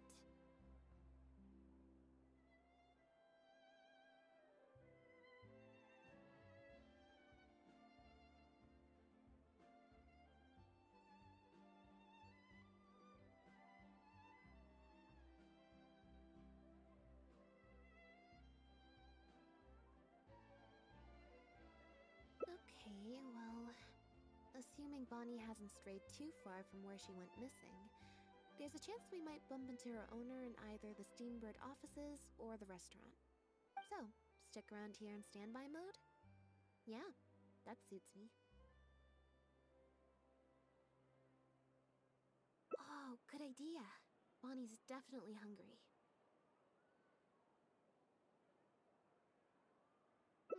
May as well. We could be here a while.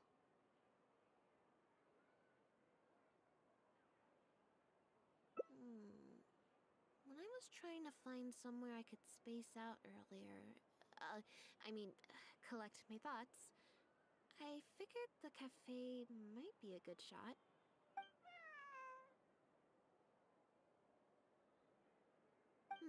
Alright then. Plan of action, spend the whole day spacing out. In standby mode.